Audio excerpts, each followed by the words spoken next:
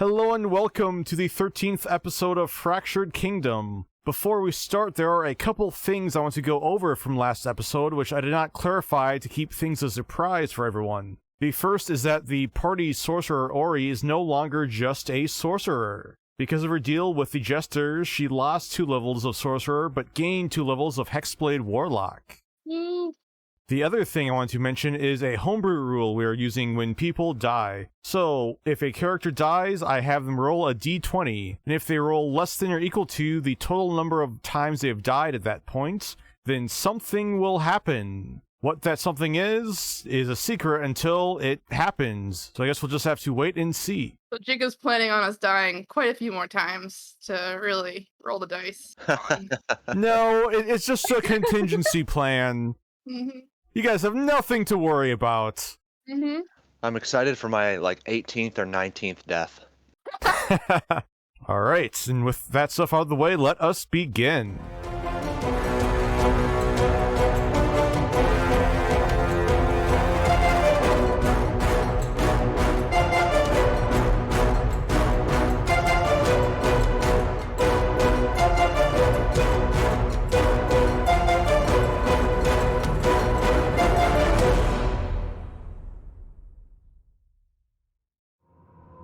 So, last we left off, the Crown Gall ventured back into the Underdark to find the last of the illithid that came to Lux. The party found a mysterious complex next to a strange underground canyon, but while 5 adventurers entered, only 2 made it out alive. Ash and Corvus were puppeted by intellect devourers, while Ori's brain was eaten by a mind flayer. As Ori was falling through Limbo, the jesters Ridic and Maelum made a new deal with the drow. If she agreed to find a relic that would get the jesters out of Limbo, they would resurrect her again. Ori agreed, and after her life was restored, she went with Mari and Michelmas to find help for the Bash Bros. They returned to the canyon with Tarn and Vern, the high priests of the 2 basilicas in Lux, and after successfully pulling the intellect devourers out of Corvus and Ash, the rest of the party nervously waited until finally and thankfully both of the Bash Bros were resurrected. With the party in desperate need of some rest, Corvus chose instead to keep his promise and fight in the pit that night, where he lost a long and close fight against the fierce Kia. The next day, as the party was talking to Gloria about the future of the inn, another mind flayer attacked the group, killing Gloria for the 2nd time. Michelmas resurrected her, and the group arranged for her to stay at the Avon Basilica, where she would hopefully be safe. They went to the city's armory, and though the Kingsmen did not offer a lot of help, much to Mari's chagrin, the Lawmaster Sheth did agree to send a few Kingsmen to help the party the next morning. And on that morning, on the 10th of Lilybloom, the party did not have a chance to go to the armory, because instead they heard something try to break through the side door of the inn. Everyone hid throughout the inn, and as the door was busted in, Michelmas saw a 9-foot-tall illithid carrying a long, mysterious staff duck down and enter into the building. So now I need everyone, especially Michelmas, to make a stealth check. Oh, Mari. 7. I do what I can. 25. So as the tall illithid enters in and slowly looks around, its eyes suddenly turn and look over in the direction of you, Michelmas. And after it looks over in your direction for a moment, it slowly moves closer. I attack now. Can I get a surprise round if I'm hidden? If you're making an attack, then let's roll for initiative. Whether or not you're hidden, we will find out in the turn order. So, while Corvus is not in the back of the inn, he does hear Ori move and about to cast a spell. So what does Corvus do? I use my bonus action to enter my rage. And let's see. 35. That's 40. That's 55. So I can make it there with my movement. You can, yes. Wow. I'm gonna move here, and I'm gonna attempt to. I'm gonna forego one of my attacks to attempt to grapple it. Corvus waits until the first possible noise of trouble or a fight starting before he barrels straight through the bedroom in the inn, right past Ori, almost knocking the wooden door off its hinges before he runs head on towards this creature. Make your athletics check. Oh, 10. That's terrible. Oh. Unfortunately for Corvus, he was not expecting to try to grapple such a large creature, and the illithid is easily able to pull its arm back and avoid being grappled by you. Then with my other attack, I'm just gonna swing at it with a reckless attack. Take that. Nice. Woo. 30 slashing and 13 radiant. Dang. The illithid reels back in pain, but does not scream, but from the large gash that's right in the center of its chest, you can tell that is a very damaging blow. And with that, we now go to Michelmas, who witnessed that endeavor from Corvus. Okay. So I can move to here and pretty. I'll cast Bless at 2nd level to get everyone but me, and tell Corvus to whack that thing. Yes. Whoa. 16 or 18 slashing. That's how Michelmas does his damage. Yeah. Happened earlier. That's the way to avoid your -2 resurrection penalty. Just roll crits all the time. You know, I think I'm just gonna do that from now on. Only crits from here on out. I like that plan. Not a bad idea. With Corvus feeling empowered from Michelmas, the half-orc barbarian is able to get one more quick strike right on the chest, creating an X in the robes of the creature. And after that, we go to Mari. So I am going to move up in front of Ash, and then I am going to bonus action Misty Step up here, and then I'm going to try and hit it. You got it. 16 to hit. 16 will hit. Yes. For 10, and then I'm going to Divine Smite for another 10. And then I'm going to try and hit it again. 24 to hit. That will hit too. And then I might as well Divine Smite it again for another 9. That is my turn. After the first divine smite, the creature already looked bloodied. And from the second one, it only looks worse, as it's looking weak in its legs, and its eyes are darting around, trying to size up everyone, trying to figure out a plan. What? That will take us to Ori. Okay. Yeah. Bonus.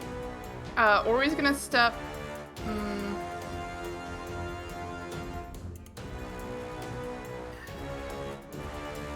Can I see it from here? And can I stand here with this barrel thing here or no? I'd say you have to be one square down. Yeah, bonus action. I am going to hex it. And I get to choose a disadvantage on ability checks. So, I'm gonna choose. I mean, I'm gonna choose intelligence unless you think you're gonna try to grapple it again, Corvus. I don't know. We'll see. I'll do athletics checks then. Okay. Disability on or do I choose an ability score? Yeah, you choose an ability, so it'd be strength. Then strength. And then I am going to cast Eldritch Blast twice. Well, I mean, I'm going to cast it once. It has 2 beams, I should say. You got it. Fire away. Okay. Ooh. 12 will blessed. miss, unfortunately. Oh, I'm blessed. You are blessed. You need 3. Yes.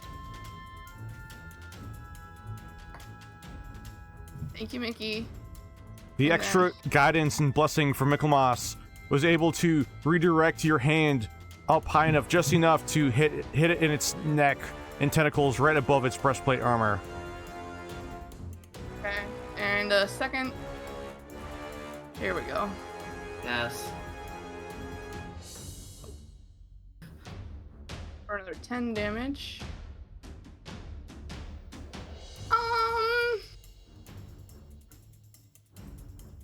I'm gonna step back. Well, no, I'm gonna stay here. I'm gonna stay here. With Ori standing roughly 10 feet behind Corvus and Mari, we now go to Ash. Okay, I'm gonna move on up and over here, and I think I should be able to sneak an arrow past Corvus's head into it from there. Yes, you can. Before I do that, I'll bonus action cast Hunter's Mark. And then I will try to hit it with my longbow. 26 to hit. That will hit. And then I get Hunter's Mark, and Colossus Slayer, and Sneak Attack. For 5 whole extra damage. And then I will attack it again. 27 to hit. That hits again. 15 damage plus Hunter's Mark for another 5. How would Ash like to do this? Oh! Woo! I just line up the arrow and I aim carefully right between Corvus and Mari, and I just shoot it right into its tentacle-y mouth area and just pierce it with my arrow. Yes! After it reels back from the first arrow, Ash takes careful aim, and as the arrow flings out and fires out from his bow, it soars right between Corvus and Mari, just like the previous one. Only this one goes straight into its mouth between 2 of its tentacles, before the tall, unearthly creature falls over dead. That's how you do it. You don't give it a turn. Oh, so glad. Oh, good shot, Ash. What is this thing? It's not carrying anything of interest, is it? Make an investigation check. Unfortunately for Ori, she's having a hard time trying to figure out where exactly to look, as its tentacles did almost reach the ground. You're not quite sure where to look for anything. Someone else may have better luck. I'll give it a go. Gotta retrieve my arrow anyway. 22. Ash is able to retrieve his arrow and very carefully use it to lift up the tentacles and look around its body. On it, you find a coin purse with 500 gold. Is there Is there enough Any- of the door that mending could do something to fix it? Yes, mending will fix the door. It will take a few different castings of mending, but it should be able to fix the door. The only other thing that Ash could find on the body was the staff itself. I was just Should I gonna use the ask if there's wand? anything interesting about the staff. Yes, the staff itself, looking at it, it's a very tall staff, roughly 10 or 11 feet long. It's not perfectly straight. It does have a slight curve and crookedness to it, but almost its entire length is lined in these sharp ribs as it goes up. And as you use the wand of Identify on it, you find it is a staff of the illithid. I had one of those in his Jacob's last games. They're fun. It is fun. It's also a potentially dangerous item, as attuning to it has some risks. Yeah. Woo. Interesting. Terrifying. I mean, if anybody wants to try it, I would stand next to you so you get my +3. I will hold a bless on you, but be standing 35 feet away. I might not be the smartest person, but I'm smart enough to know that I should not touch that thing. Yeah. I don't really want to try. All right. I think I'll that's a try wise it. choice. Ori I'm not afraid. backs away. So far away. You already have -2. You're not at your best right now, Corvus. Maybe we can keep a hold of Try it in and a you can couple try days. when you're feeling a bit better. I'm not afraid. We know you're not. Look, we have other things to do today that we need you at full strength. This thing can clearly hurt you. Maybe we'll try it at least at the end of the day. Fine. Thank you. I just don't want to see you hurt. We don't need it. You don't need it to be tough and cool and, you know, beat up on some stupid mind flayers like we're gonna have to go do now. Yes, but I like the challenge. well, You know. well, later today, I guess. Once we're done Try with the challenge right before bed. Yeah. So Mari, I know you paid for a diamond to help resurrect us, so you can have my cut of the gold. Oh, that's not necessary. No, it's totally fine. No, I would feel really bad doing that. You keep your cut. I insist. I will not take it. I'll hold on to it for you. So we're Wait. splitting the gold evenly then, right? Sounds like it. Sounds like Ash is distributing it equally. Besides, you know, his cut to Mari.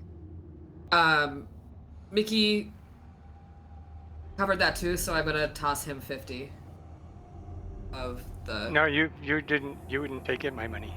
So Yeah, you bought one diamond, I bought the other. If anything, I I thought it was should a... give yeah. you 500 gold so we can split the cost of the one diamond because I got the one diamond back completely. No, that's fine. We're good. All right. But we can probably get a Kingsman to come get this, right? Yeah. Dash will walk up, take one sniff of the body, and then immediately walk away again. Okay. He's done with our nonsense. Ugh. It's so gross looking. All right, what's next? Yeah. Nobody's injured, right? We're all good. Yeah. No, yeah, that thing didn't get any damage off. Luckily didn't get to use that staff of its. We find where it came from and then slay all of its friends. Well, they probably are coming from that cavern below the flumps, right? Probably? Yeah. Yeah, we gotta go take care of that. Well, I'd like to pick up my armor and then head over to meet up with our perimeter guards. Those brave souls who will be guarding the perimeter for us. Somehow I had already forgotten about them. All right, yeah, let's go see if your armor's ready. Hopefully. Go meet up with the guards. then we should check with the flumps if we can on the way down to see if they saw this guy come out or if there's some other entrance exit that they're using. I could maybe I think I could probably find a way to ask them. If I minor illusion and comprehend languages, maybe I can get an answer from them about that. Maybe. Unless one of our guards speaks Undercommon. That'd be helpful. If they do, we'll just drag them down there with us. Well, I'm assuming they'll stay at least by the flumps when they set up their perimeter. I'm guessing. I would hope so. Okay. The party discusses their plan with the Kingsmen on the way to the Fire Forge. As they make it to the said forge, they walk in, and as they walk in, they see the yawning form of the brown-haired hill dwarf, not Trig the owner, but one of the other people who works for him. As this dwarf lets out a long yawn, he looks over towards the party and lets out a sigh as he rolls his eyes and says, "Here for another pickup?"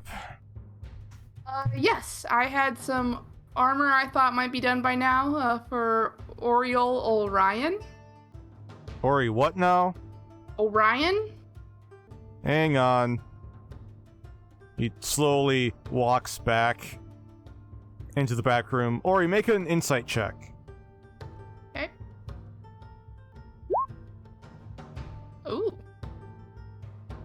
you have the feeling that his normally not super happy self is a little more down than normal because of a lack of sleep. But after he walks back into the main part of the blacksmith from the back of the shop, he lets out another yawn as he hands over your brand new breastplate armor. Yes. Thank you very much. You're welcome. I hope you are able to sleep better tonight. That makes two of us. Sweet. So with that, your AC is now 15, is that correct? Yes. Nice. The party waits a few moments as Ori puts on her brand new breastplate armor. It's a very simple design, but even just keeping it on for a moment, Ori, you can tell it is made of very sound and sturdy construction and should suit you well. Awesome. Ooh, I feel better already. Looking good. Thanks. Well, now Should for we the go- fun part. Yeah. Let's see if we can get those guards moving. The party heads over to the armory. As the party walks back up towards the main entrance to the armory, the two guards standing outside, who the party does not recognize, both give the party a curious look, wondering what their business is, before one of them asks, why are you here? Professionalism in the city, I tell you. Hi. I believe Sheth is expecting us. We had talked with him about arranging for a perimeter guard while we go try to deal with some unpleasantness under the city. Or at least he would have arranged for some folks to be waiting for us this morning if he's busy. Unpleasantness underneath the city. Mind flayers under the city. We're gonna kill them. Sheth said we could get some guys potentially to help with a perimeter for us. Mind flayer? The other Kingsmen will say, oh, are you talking about them weird mentalists and magicians over in the canyon who are trying to scam people? We already took care of them last night. No, these are monsters. These are aberrations. What? Can you Bad guys. talk to... They're not humanoids. Well, actually, I don't know. They might be humanoids, but they're not humanoids. Can you just go to Sheth or whoever's in charge right now and ask him if we got any volunteers or not? Oh, Sheth's in charge. She's always in charge. Poor man. When the Kingsmen look over towards the other one, the second one looks over towards the first. First sort of nods his head a few times towards the door. The second one says, oh, right. One moment. And then he steps in. After about 5 minutes, he steps back out and says, yeah, it'll be a moment. After another few minutes, Sheth will walk out, followed by 4 Kingsmen, all wearing plate armor underneath blue and silver surcoats. The front of these surcoats are all embroidered with the well-known crown symbol of the Windsor family in the kingdom. As Sheth steps out, gives all of you a nod, says, good morning. Good morning, Lawmaster. These to be our helpers, assistants? Yep, this is Jake, Jacob, Josh, and Joshua. Excellent. Great. Well, we appreciate you all wanting to help out. And you said they were all wearing red shirts, right? No, they're all wearing blue blue surcoats. That would have been great. Not that it's necessary, but do any of you happen to speak Undercommon at all? One of them raises a hand and says, I mean, I speak a little bit. Oh, great. We had a couple questions for the flumps that only speak Undercommon, so if you could maybe help us ask a couple questions of them, I'd appreciate it. So the thing is, we were attacked again this morning at the Glory Road Inn by a rather large mind flayer. And we were wondering if we could get some help with the cleanup for the body. Before Sheth can answer, one of the other Kingsmen asks, wait, you're dealing with some bums who only speak Undercommon? Yeah. Was that one of the guys who's gonna come with us, or one of the guys who are just That at the was door? one of the people who are going to go with you. We'll I fill you in don't- on the way. Well, it's a little bit more complicated than that, but don't worry about it. Sheth will roll his eyes, then look back over towards the party and ask, do you have a key to the inn? I'm assuming the place is locked since there's a dead creature who you just killed in there. Oh, the back door's open. I don't think anyone's gonna go in there if they see that thing. Good point. But we probably have a key, right? So we can. Well, never mind. Nobody has any interest in the inn at the moment because of all the trouble there. Hopefully. When the Kingsman, who's supposed to go with you, will just mutter underneath his breath, you can say that again. Or he pats Mari's shoulder. Mari's practicing some breathing, some deep breath. Sheth will give the party a quick nod and say, I have other business I need to get to. Good luck on your fight before heading back in. Of course, Thanks, thank you. Beth.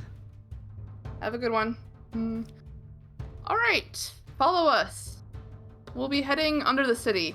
Has Sheth filled you in then? About what we're Not doing? exactly. Mostly just told us to follow you and you'd take us to wherever we need to be. Okay. We'll walk and talk. Basically, we're gonna try to flush out some mind flayers and kill them, but if anything gets past us, it's your job to clean up any stragglers as a second line of defense, since the city's pretty prime hunting grounds. They like to eat brains. They all look really confused until one of them asks, so when you say eat brains, is that, are you being literal or is that some like weird psychological Never like... been more literal in my life. His face turns a little bit white at that comment, and one of the other Kingsmen will just say, don't worry, you ain't got enough brains to attract any of them, probably. Hey, speak for yourself, Josh. Well, whatever we find down there should have a hard time getting past us. But So to be hopefully- safe, we appreciate you coming along as backup. One of the other ones will say, well, as long as we're still getting paid, it's fine. Yeah. Who's the one who said he could speak a little bit undercommon? That would be the one who says his name is Joshua. Okay, so Joshua, I'm gonna create a minor illusion like this, and she'll just quickly create a little minor illusion, she's not gonna create the illithid yet, just like a little bit of like a flower or something in the palm of her hand, and I want you to ask the flumps if they've seen that thing come through the hole in the ground. Can you do that, or at least ask if that thing has come through their home or something along those lines? I mean, I can, but why are you interested in these flumps and flowers? We're just trying to figure out if there's multiple ways these things are getting into the city or not. Flowers? Yeah, flowers. Let's go. It's actually this thing then. Fine. She'll do an image of the illithid. The whatever it's called. Joshua will form a really disgusted face and just say, "Oh, what's that?" If you see it, shoot it. That's why you're coming along. I guess if the staff was the staff of the illithid, I guess this is maybe an illithid? Illithid? This is what we killed earlier that we were talking to Sheth about at the inn. One of the other Kingsmen will say, well, I'm glad we don't have to clean up that mess. Yep, luckily nothing to clean up if we kill them all down below the city.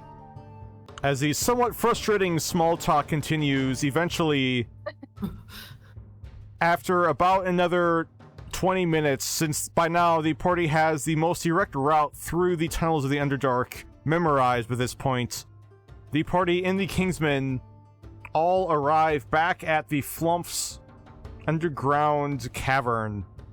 While a lot of the Flumps are still very wary about Dash, a large number of them will float up over towards the Kingsmen as they all nervously reach towards their crossbows, be like, oh, what are those?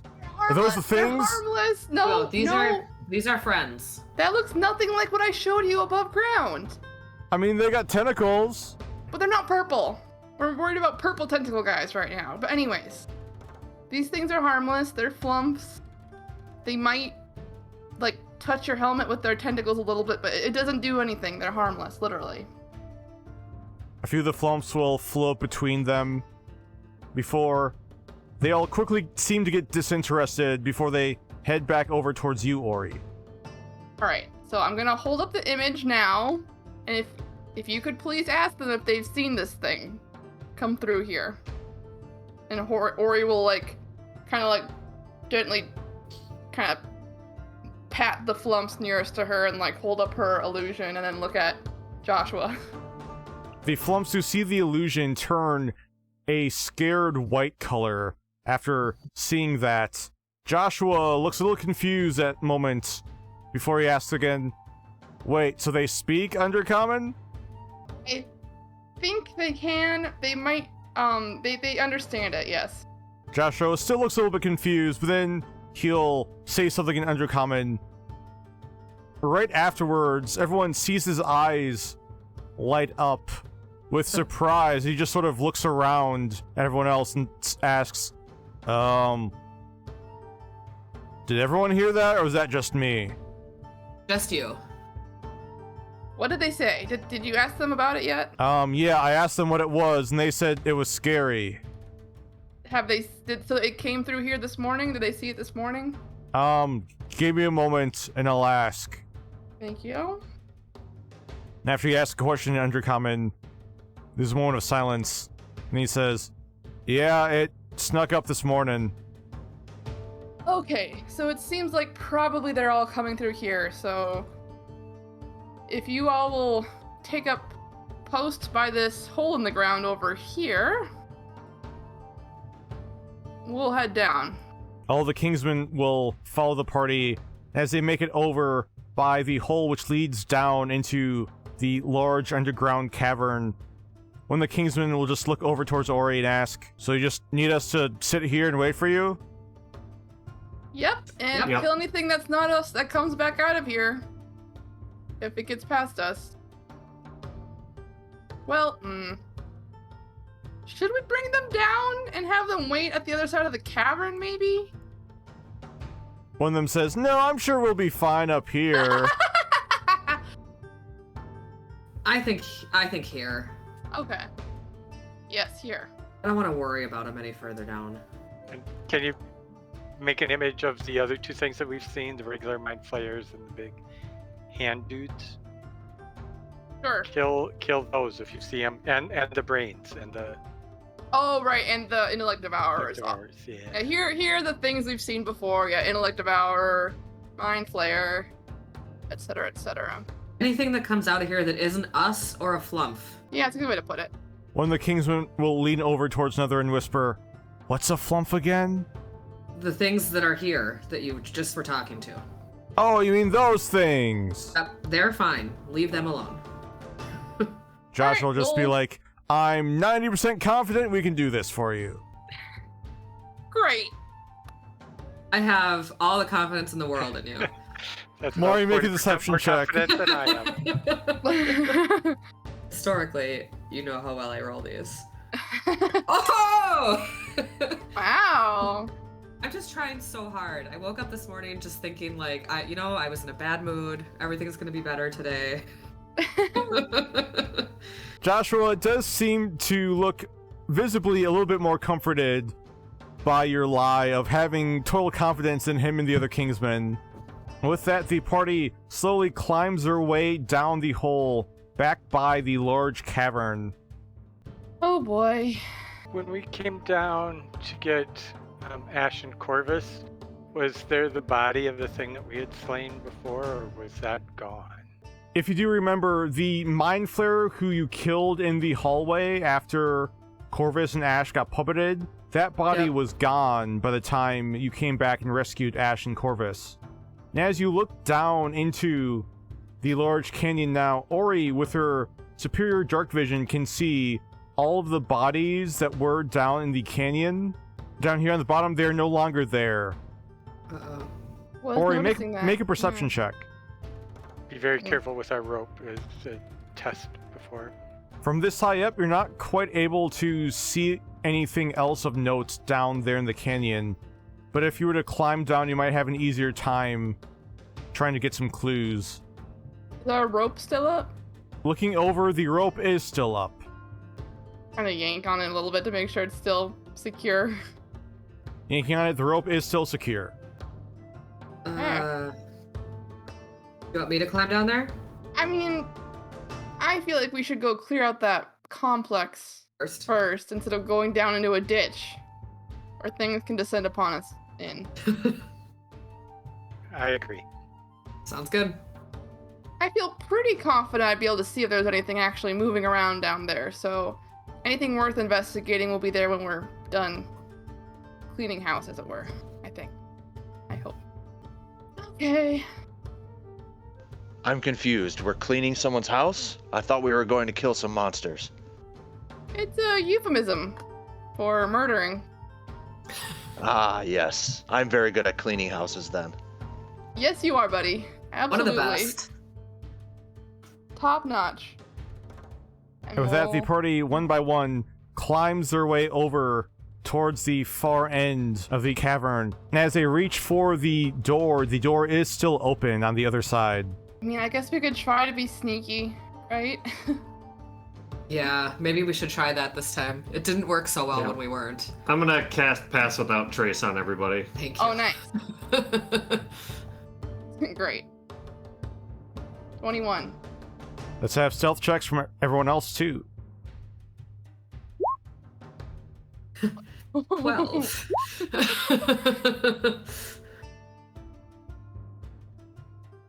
26. 24 for me.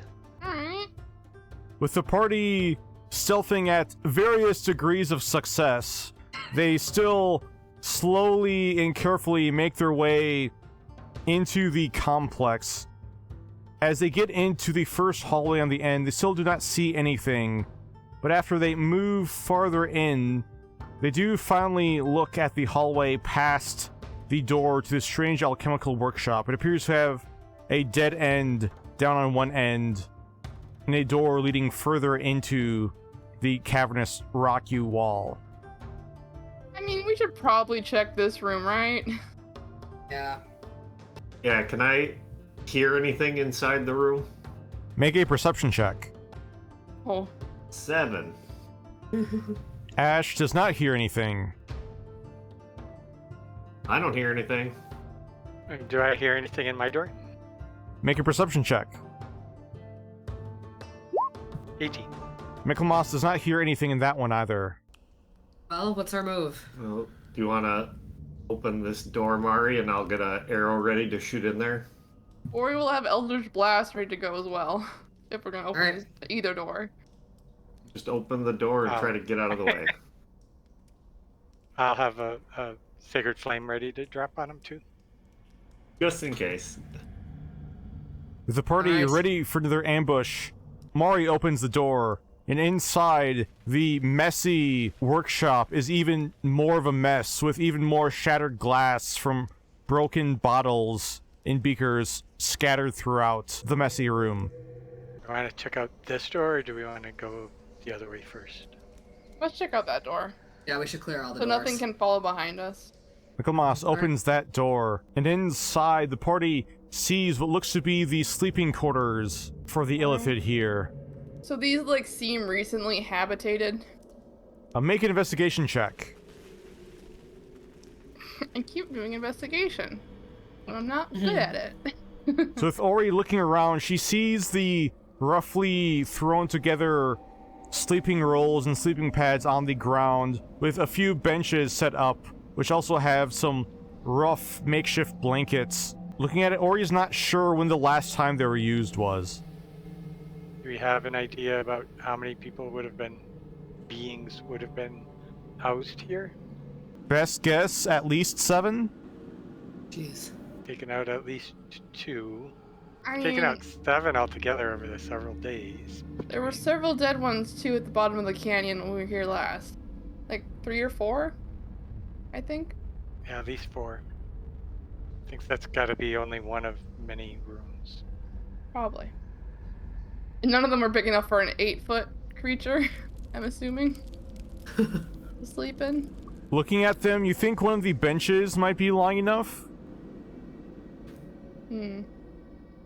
For some reason, I wasn't thinking of these things as things that needed sleeping and... Beds to sleep, yeah. Yeah. But I suppose it makes sense. Yeah. Well, So over here we have dead end and door. Is that right? Correct. Mm-hmm. And this is That's just the rock wall. okay. all right, do we try the next door? Yeah. Yeah. I am just blanket statement. Ori has an Eldritch Blast ready for every door.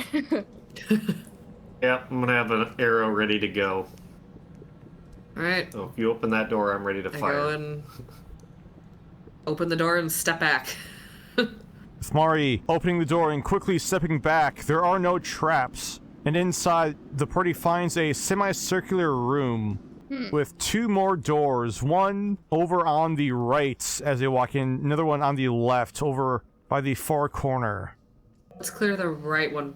Well, I suppose it doesn't matter. I'll listen at the door. Making their perception check. 18. Listening in on the door, you do not hear anything. I say we open it up. Should we listen to the other one first? So something doesn't surprise us coming out the other one? Sure, I'll check the other door. Okay, make a perception check for the other door. The 24, you 22. also do not hear anything. Everything is eerily quiet. Yeah, I got nothing over here. All right. Then I'll, as You'll soon as step everyone's back. ready, I'll fling open the door. Yeah, I'm ready. Michelmas flings open that door and finds a small square room with one more door exiting off onto the left.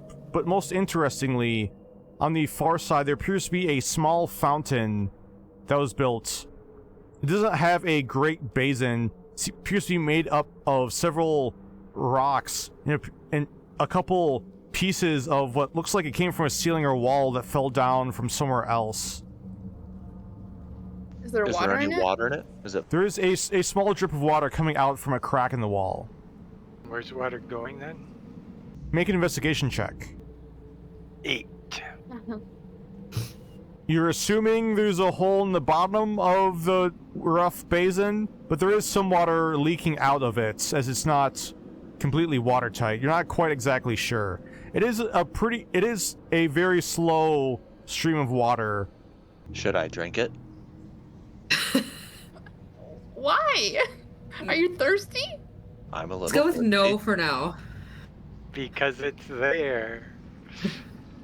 We have been Um, walking for a while. I'm gonna use one of the charges of the Wand of Magic Detection.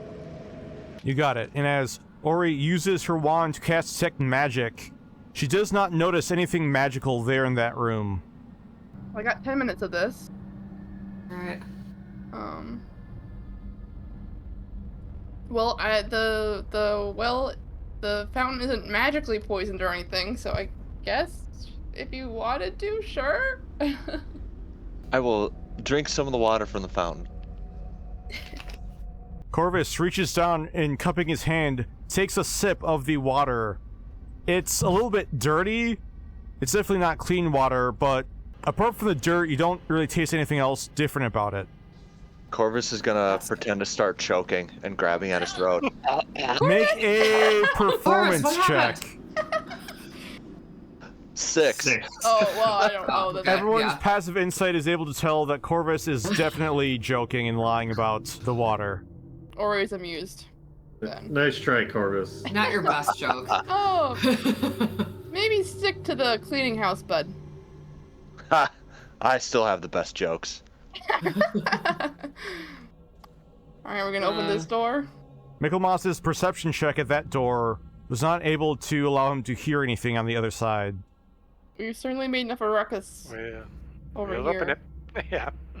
Opening that door, the party sees an L-shaped room. As they enter in, they see several more large rocks, boulders, and other pieces of the wall and ceiling get piled up and a couple of corners in the room.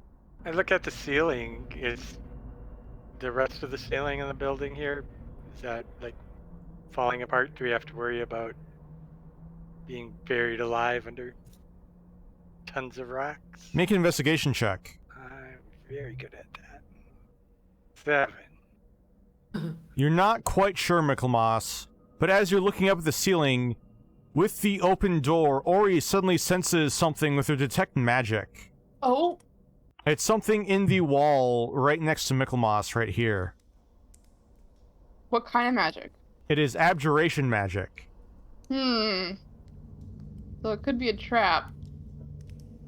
Do I see? Is it like the wall's enchanted, or is there something else I can see that's like? You do see part of the Magic. wall is enchanted.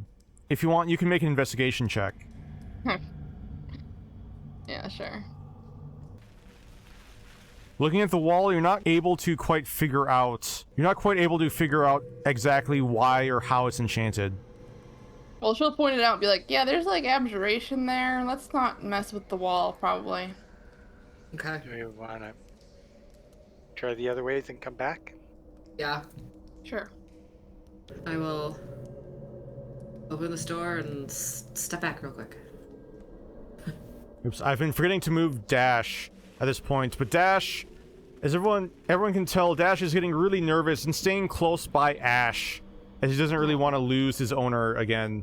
But after everyone moves up towards the next door and Mari opens it, the party sees a long hallway which opens up into the side of the canyon. And pretty close by the entrance, there is another hallway, which is bordered by several more large rocks and boulders, which continues on. Alright. Alright, we keep going.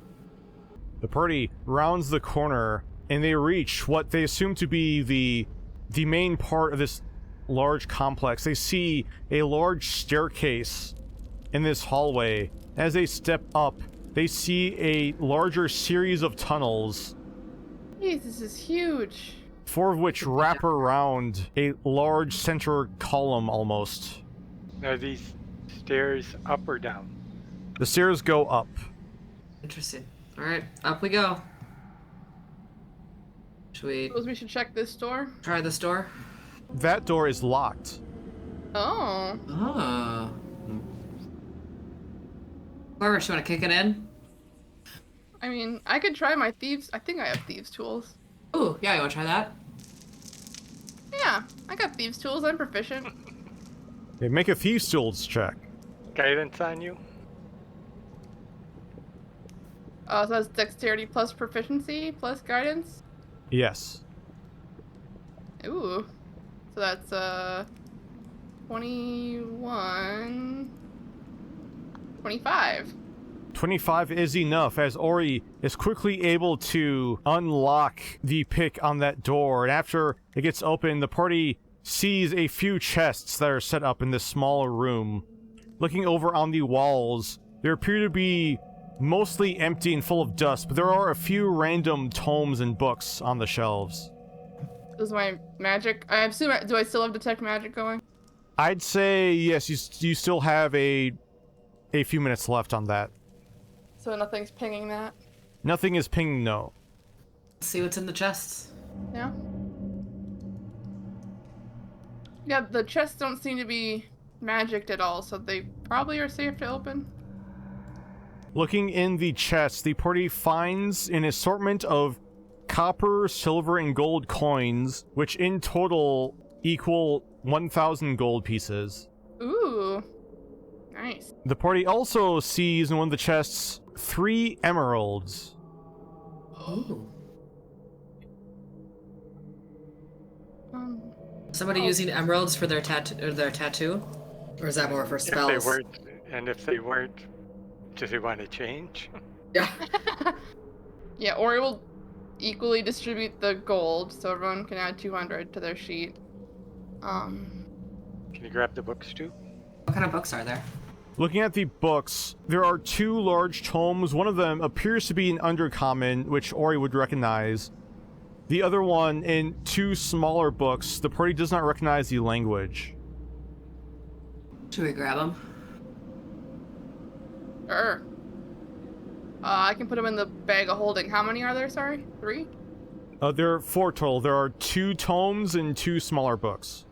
And one of the tomes is an undercommon. Who's gonna take the emeralds? I don't need them. I'll grab them just to hold on to them. Okay. As the party continues on, both Michelmas and Ash hear what appears to be the quiet sound of splashing or some kind of liquid or water over in this direction. It appears that the doors blocking off this room appear to have been broken down. I point at the doors for the rest of the group, but I'm not gonna verbally say anything. I think we should stealth up on this one. Okay. How long does Pass Without Trace last? An hour. Do we re-roll stealth, or do we still have our original? I'd say let's reroll stealth for this. 22! Nice. 34. 27. Hey! Hey. Pretty Getting into good. this. Pretty stealthy. Clink, clink. It's more of a ting, ting, ting. Yeah. Is Corvus, Michelmas, and Ori going to stay back there, or are we going to move up? Oh, no. Oh no, I gotta move up for sure. Ori's definitely staying in Mari's aura. So the party moves up, and everyone sees a square room which opens up into a larger purple pool filled with the same strange liquid with the tadpoles that you saw in the other underground illithid lair. But what's most disturbing is that this pool is not empty. There's a giant 8-foot diameter brain with several long, dozens of feet long tentacles hanging down from it. Oh, jeez. But after the party looks upon it, the brain disappears in a quick flash of orange arcane energy, and the party sees rising up underneath it another mind flayer. This one has not 1, but 2 extremely strong, ripped, and veiny arms. Its brain is so long, it's burst out of its skull. And as Ash looks on it, he recognizes 2 of the arrow piercings in its breastplate armor. And he knows this is not just any mind flayer or illithid. This is the one who killed Ralph in the Gloria Road Inn a few days ago. Oh. And after it rises up out of the purple liquid and looks straight at you, Ash, we need everyone to roll for initiative again. Ah! Gotta see if we can, like, burn this purple Our liquid. stealth was so good! Unfortunately, you could still tell where you are for some reason. As Ash realizes that this illithid is aware of the presence of everyone in the Crown Gall, what does Ash do? I am going to run in and kind of around the corner, so I'm out of the way of everyone else. As you make it in, you do realize that right next to you is another short hallway which also exits out into the canyon. Okay. Well, I am going to go ahead. Drop concentration on Pass Without Trace and cast Hunter's Mark on the Ralph Killer. And then I'm going to try to hit it with my longbow. 27 to hit. That will hit. For 13 damage, and then I will try to hit it again.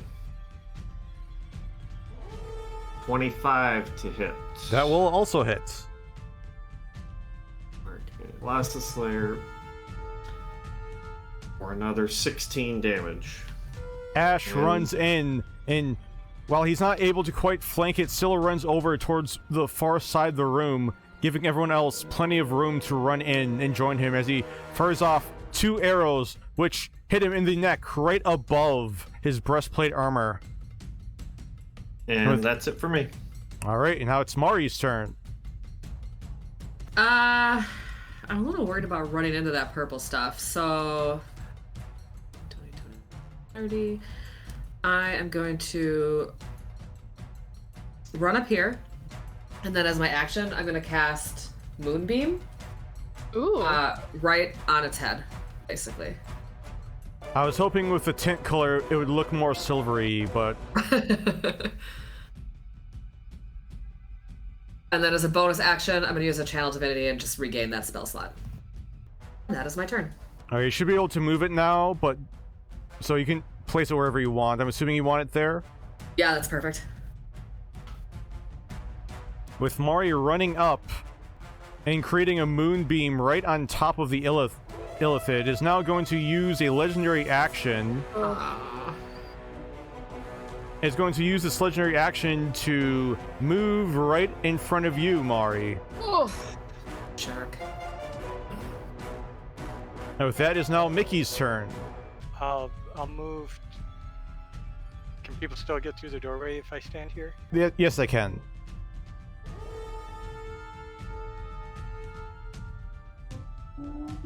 And I'll cast Bless at 3rd level and hit all of us. And Ash, fire away. Get that thing. Kill All it. right. Firing away. With Michelmas blessing the entire party, Ash fires an arrow which will hit the illithid again, this time right underneath its breastplate armor. Okay, and that will get... Does that also get sneak attack? Sneak attack, yes, but not Colossus Slayer. It Actually- should still get Colossus. Oh yeah, Colossus Slayer too. Yeah. So 18 total damage. While the illithid barely recoils from all of your arrow shots, it still looks with very intense and angry eyes towards all of you. I'm done.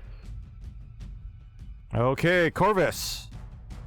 Join me, buddy. I will enter my rage. First thing I do. And let me measure this out. That's 10. So that's 30 feet.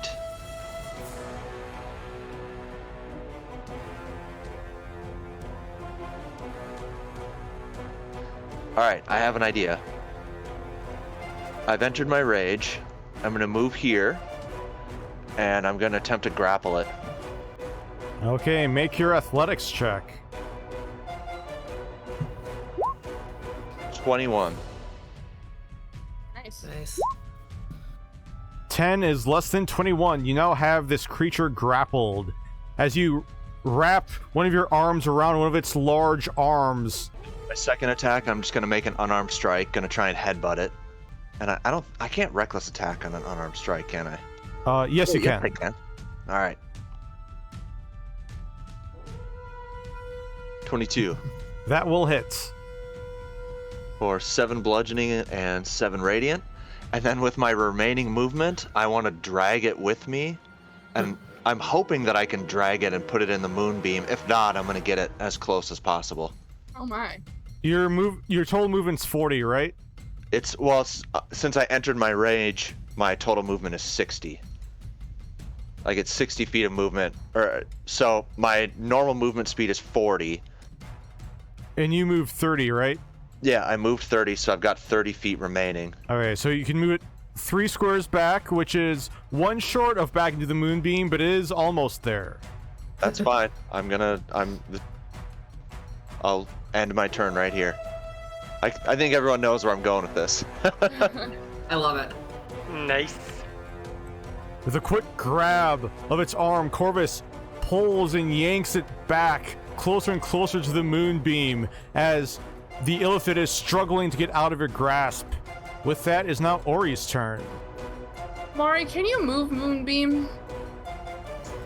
You can use an action to move it up to 60 feet in any direction. Oh, yeah. Yeah. So yes, I can. All right. 1, 2, 3, 4, 5, Okay. Jeez. Can I cast Earthen Grasp here? Here, unfortunately, there still does not appear to be enough actual dirt to form an Earthen Grasp. I guess I'm gonna cast Hex on it, yeah, as a bonus action. And it'll get disadvantage on strength checks. And I will, as my action, use the Eldritch Blast.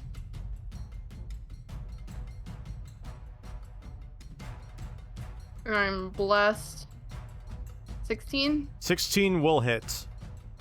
Okay. Nice. That's first beam, second beam. Nice.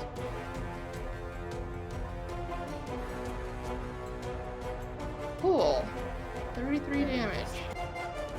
The party, once again, just like the earlier bout this morning, is able to get the initiative and upper hand on this illithid as Ori fires 2 Eldritch Blasts right at its head in its giant brain on top of its head. At the end of your turn, it's going to use its last 2 legendary actions for this round.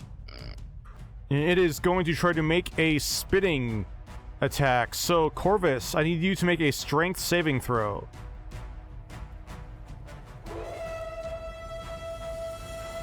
18. As it tries to Plus 2. spin... Or plus a bless. Yes, 20 is enough, though. The DC was 17 on this. As the creature tries to spin with its long arms, trying to push Corvus out of its grasp and out of its reach, Corvus is able to hang on to it. But now, with one arm still free, its eyes filled with even more anger look over towards all of you as it slams the tentacles on its free hand into a fist and slams it down onto the ground, sending a psychic boom in a 60-foot radius out from it, which means everyone needs to make an intelligence saving throw. Oh boy. Jeez Louise. Definitely gonna use that bless. 16. There you go. There you go. 14.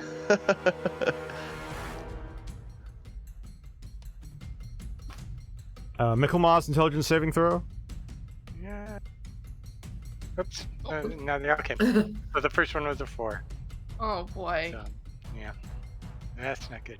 So unfortunately for the party, just like the illithid the previous day, everyone except for Ash is now stunned. Everyone takes 34 points of psychic damage. Except for Ash.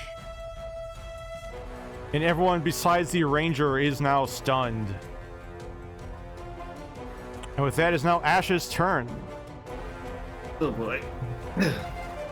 Do I know if there's any way to get somebody out of a stunned state? I'd say with this, you would know by now that eventually the person who's stunned by an illithid can break out of it, but you're not quite sure of other ways to get them out of a stunning effect. Okay. In that case, I'm just going to go ahead and fire off an arrow at this thing.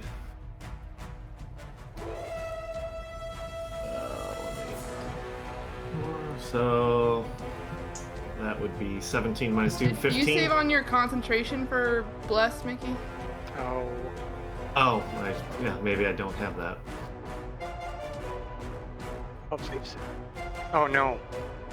No, I wouldn't. Half the damage. You have Warcaster, so you have advantage on concentration checks.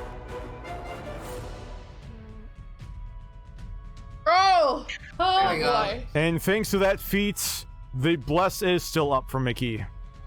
So then 15 to hit. 15 will hit. Okay, so 13 piercing plus Hunter's Mark plus Colossus Slayer and Sneak Attack. So 23 total damage on that attack. And then I will try to hit it again. Do you get sneak attack? Is it because Corvus is there? Yeah, he's But within it 5 does it feet. count if Corvus is? Wait, the sneak attack does not count because Oh. Corvus is incapacitated. Yeah. Got it. Oh. So you don't get the 2. So So I it'll be wouldn't get the two so less 8. damage. Okay. So Sorry. that's all right. So 21 total damage, and then I'll take a second attack. 22 to hit, That will hit. and that one just gets Hunter's Mark for 11 more damage. And then I am just gonna take a bonus action, cunning action dodge, and end my turn. Ash, with his first arrow, it pierces in its neck, still right above its breastplate armor. As it angrily rips out the arrow, the party can see it is now bloodied. And with the last arrow, it just looks even more angry and furious at all of you, especially you, Ash. Come and get me. Oh, don't say that. And with that, it is now Mari's turn. Come on, Mari, I believe. Int save? Yes, int save. Oh, baby. With bless still. Oh! 23. Mari is no longer stunned at the end of her turn. Oh, thank goodness. Mickey, make an int save. Oh. Oof. That's not gonna save. Okay. Not even with a 4. And at the end of the turn, the illithid will use a legendary action to move half its speed, because technically Corvus actually... Oh no, the grapple condition does end if the grappler is incapacitated, which you are while being stunned. Yep. Oh, I was looking at stunned. I wasn't looking at. Yep, grappled. Yeah. He's So- no longer grappled. So after Mickey fails his int save, the illithid is going to move closer to Ash, right in front of the ranger. So, Corvus, make another int save. Ugh, is it worth it? I'll roll the bluff. Oh, Yeah, I got man. the 4 anyway. That's 15. Yeah, the DC is 17. This creature. But now it is Ori's chance to make an int save. Hi, buddy. Oh! Ugh.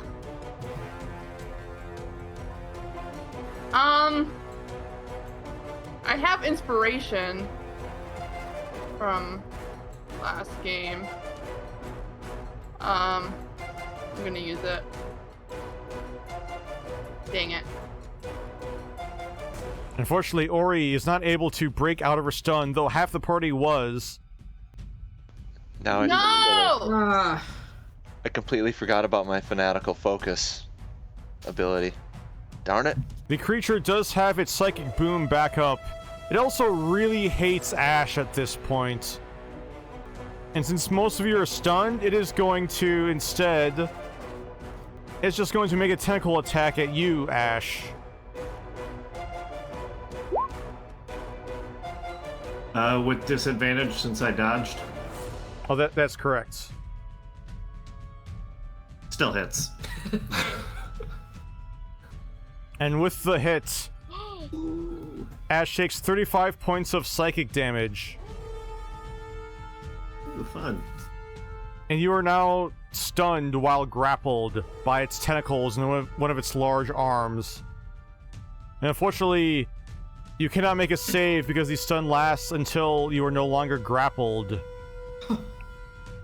But Mari is no longer stunned, so Mari, That is what correct. would you like to do? I'll run up and I'm sweet gonna hit aura. it. I would have saved if I was in your aura. Oh, I'm not gonna hit it. Oh. But I'm gonna try again. Yes! Yes! Just do the Yes! biggest! Just do the I'm gonna biggest! divine smite. Smite. The biggest one you can. At a second level. For another Yeah! 27. The creature turns its head and realized its miscalculation, underestimating the paladin. And as Mari runs up, she lets out a loud yell as the sharp divine smite almost cuts the back of its breastplate armor in half. Any bonus actions for you, Mari? Oh, that's my turn. Okay. Michelmas, int save. Nice. There we go. Michelmas is no longer stunned. Corvus, int save. Yes. Haha! Corvus is no Nice. longer stunned either. Oh, come on. Let's keep it rolling. Ori. Oh no! Not so much. Dang it. With so many people no longer stunned, the illithid, still grappling Ash with one hand, is going to slam its ball tentacle fist on the other down on the ground, which means everyone except for Mickey needs to make another int save. Great. 18. 12.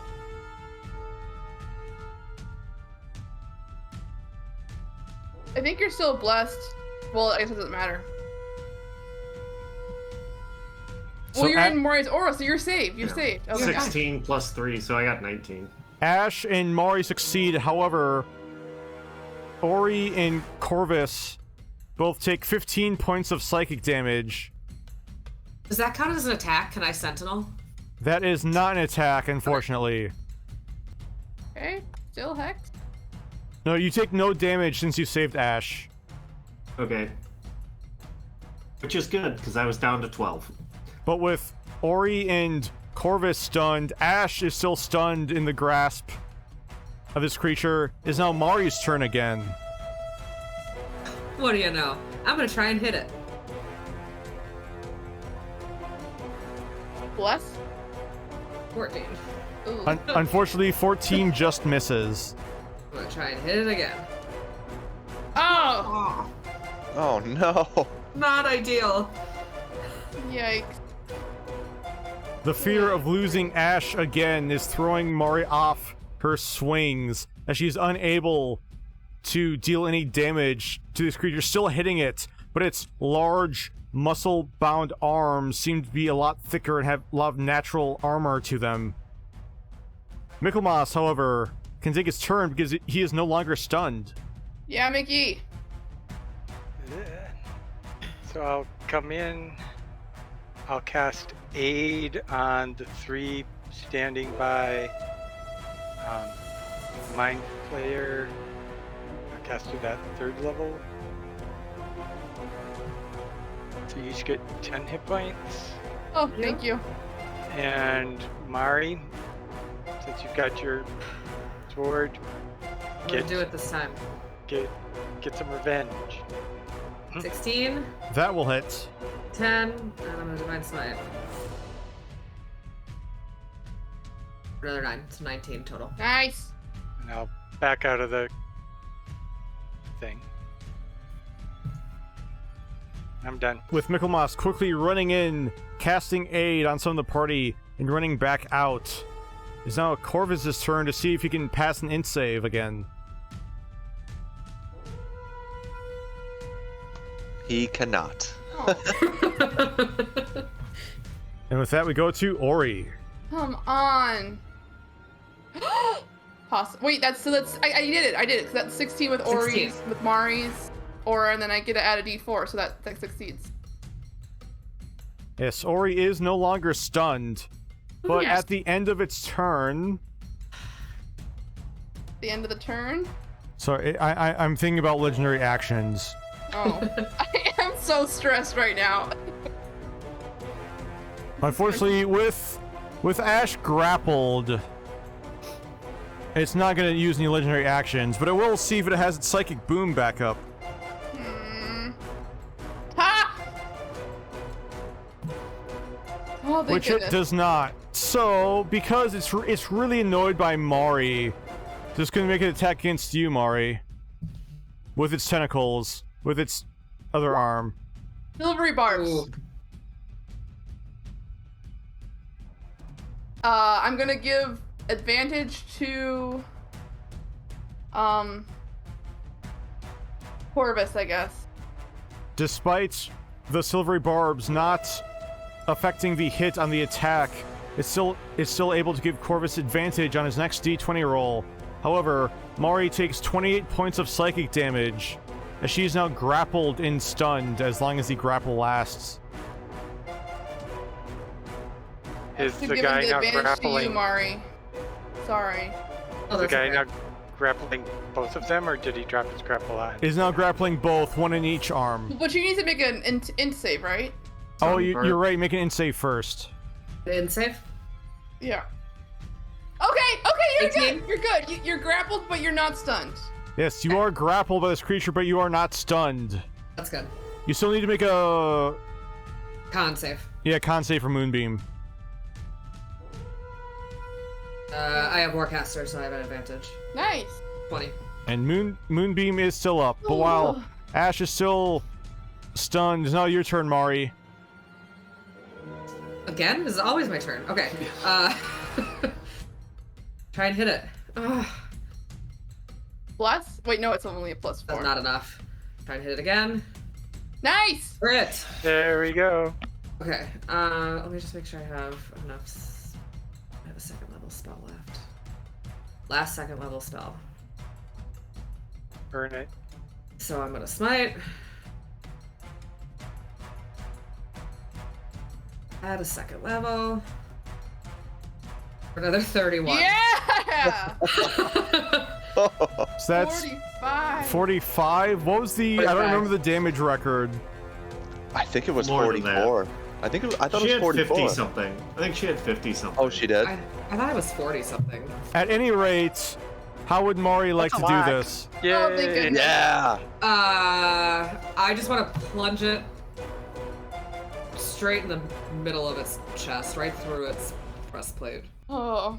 Just like Mari all my... takes her sword and pierces it right in the center of its chest, breaking its breastplate armor and its rib cage in half. And as the divine smite shines through its body, the center of its torso explodes as the illithid is dead, and the party got their revenge for Ralph. I'm gonna bonus action use my other divine harness power and get a spell slap back. Just so I got it. Are there tadpoles in this purple water? Can you kill them with your moonbeam, Mari? Where's that brain thing? Michelmas, make an investigation check. Yeah, Or that brain perception. thing was huge. Hey, do we see any sign of that brain thing? Looking at the pool, you don't actually see any of the tadpoles in it. You also have no sign of the giant tentacled brain that disappeared. Should we try to take a short rest? Ori, make an Arcana check. Oh boy. Can I divine sense to see if anything's in there? You sense aberrations? Ori, you would know from seeing the flash of orange arcane energy that it likely teleported out, Okay. so it's probably no longer here. I mean, it Okay. could still be in the complex. Going to cast Healing Spirit on myself. Oh yeah. Use all of the things to get some hit points back. I only have 7 hit points. Ori's so not doing super hot. She got 20. You're at 20. Okay. So. But I I'll mean, give- if we could take a short rest, that might be better use of resources. Yeah, I think. Yeah, let's short rest. So let me cast. I get 2 spell slots back if we short rest. Let me cast Cure Wounds twice. Who's hurting the most? Ori's at Ori 20. and I. Okay, one for Ori, Thank you. one for Mari, Thank you. and then I'll That aid saved me. I would have gone down without that. Mm. 100%. burn. I'll burn 2 of my channel divinities to get those 2 slots back, and I'll go and I'll do one on me and one on Corvus. Why, thank you. As the party is taking their short rest, Dash will take the opportunity to go for a swim in the giant purple pool. No! Dash! Okay, I'm gonna do a hit dice. I'm gonna do a couple. Dash will look really confused at everyone yelling at him. So he doesn't seem to be hurt at all? Oh, come on. At the moment, no. Yeah, might as well use my last one there. There we go. There we go. Good grief. Is there any more hit dice the party would like to roll? I'm doing one more. Sorry. Okay. No, I'm good. Does this thing have anything on it of interest? Make an investigation check. Oh. Unfortunately, no. The breastplate might have been worth something, but with that last divine smite from Mari, it's in several pieces now. Sorry. Oh, that was awesome. Absolutely worth seeing you mess his whole deal up for losing It out. felt good. Good. It looked good. I'm going to use one of my channel divinities to get a second level slap back. So, should we clear out the rest of this cave system? I mean, I'm thinking the brain probably didn't leave for like the city or something, hopefully. It's maybe still down here somewhere. Yeah, when the Ralph Mind Flayer left, he apparently came back here. So. brain Yeah, is it's not this probably door. still here. Opening up that door, it appears to be an empty room. And I want to listen at this door. Make a perception check. You do not hear anything in that room. I open the door. Opening it, you find another empty room. Alright. It appears that if those two rooms were used for anything, they were emptied out. Can I go to the ravine and look out? How much do we see? Anything interesting in the ravine down here? Make a perception check, Michelmas. 21. Looking over, you see another curious-looking ledge over... This would be to your left, but to the right on the map. I'll check it out too. With my superior dark vision. Looking around, So that- neither of you are able to see anything else. And for the sake of time, there's only one other room in this complex which you have not found. It appeared to have been a food storage, though a lot of the food has gone to waste at this point. So we don't know where the brain is. It appears we've cleared everything else out. Yeah, but that... We should try to figure out what that brain was, like, if it was... What if that's what it was sending stuff after us? They were clearly targeting us. And we need to do something about this fluid. Yeah. Can we see if we can, like, burn it or something? Like... Yeah. If I try to use, I feel like I already tried this, but I forgot what happened. If I try to use shape water on it, does it work? Yes, because it appears the fluid is part water. Well, it's at least part water. I cast Dispel Magic on it, what happens? Casting Dispel Magic on the fluid, nothing seems to happen. Is anyone proficient in medicine? Nope. I'm proficient in medicine. Make a medicine Yeah, check, me Mickey. too. Or Mari, make one I as think well. I am. Yeah. Mara, you can make a medicine check too. Yeah, I fine. 11. 12. Mari, you're not quite sure what it is. Mickey, you think it might be some kind of amniotic fluid, but you're not quite sure. Okay, we've got to. That's. Bad. Can't let it be birthing anything. Moonbeam didn't do anything to it while it was over there, right? Ooh. Like, it wouldn't have hurt it. It's not a thing. It's not. Yeah, not Moonbeam creature. would have evaporated some of it, but because there's quite a large pool, Yeah. it would take you several castings of Moonbeam, more than you have, to actually use it to get rid of the water. Oh, Or- sure. I or just the wondered if I fluid. noticed anything. If But I yeah, had you done would have anything to noticed it. some of it evaporate. Do I want to use my only high level spell slot to locate it? Honestly, I think it's a good idea, personally. To locate the brain? Okay. So, I will cast it, and is it within 1,000 feet of us? Michelmas, cast Locate Creature he does not sense the strange brain within 1,000 feet of him. Keep concentrating on it, and as we move through, trying to figure out where it is. Right. The party moves back through this complex, and walking through all of it, Mickey never senses the creature. Dang it. Probably ravaging the town. It could be.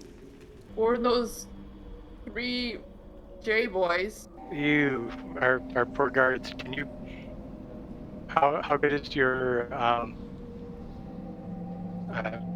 mental telepathy? Can you check Oh, in I with mean, our guards? I could send into them using one of my... Are we just heading back there anyways, though? We're heading that Yeah. way anyways, so... Yeah, we're heading back. Save the slot. Yeah.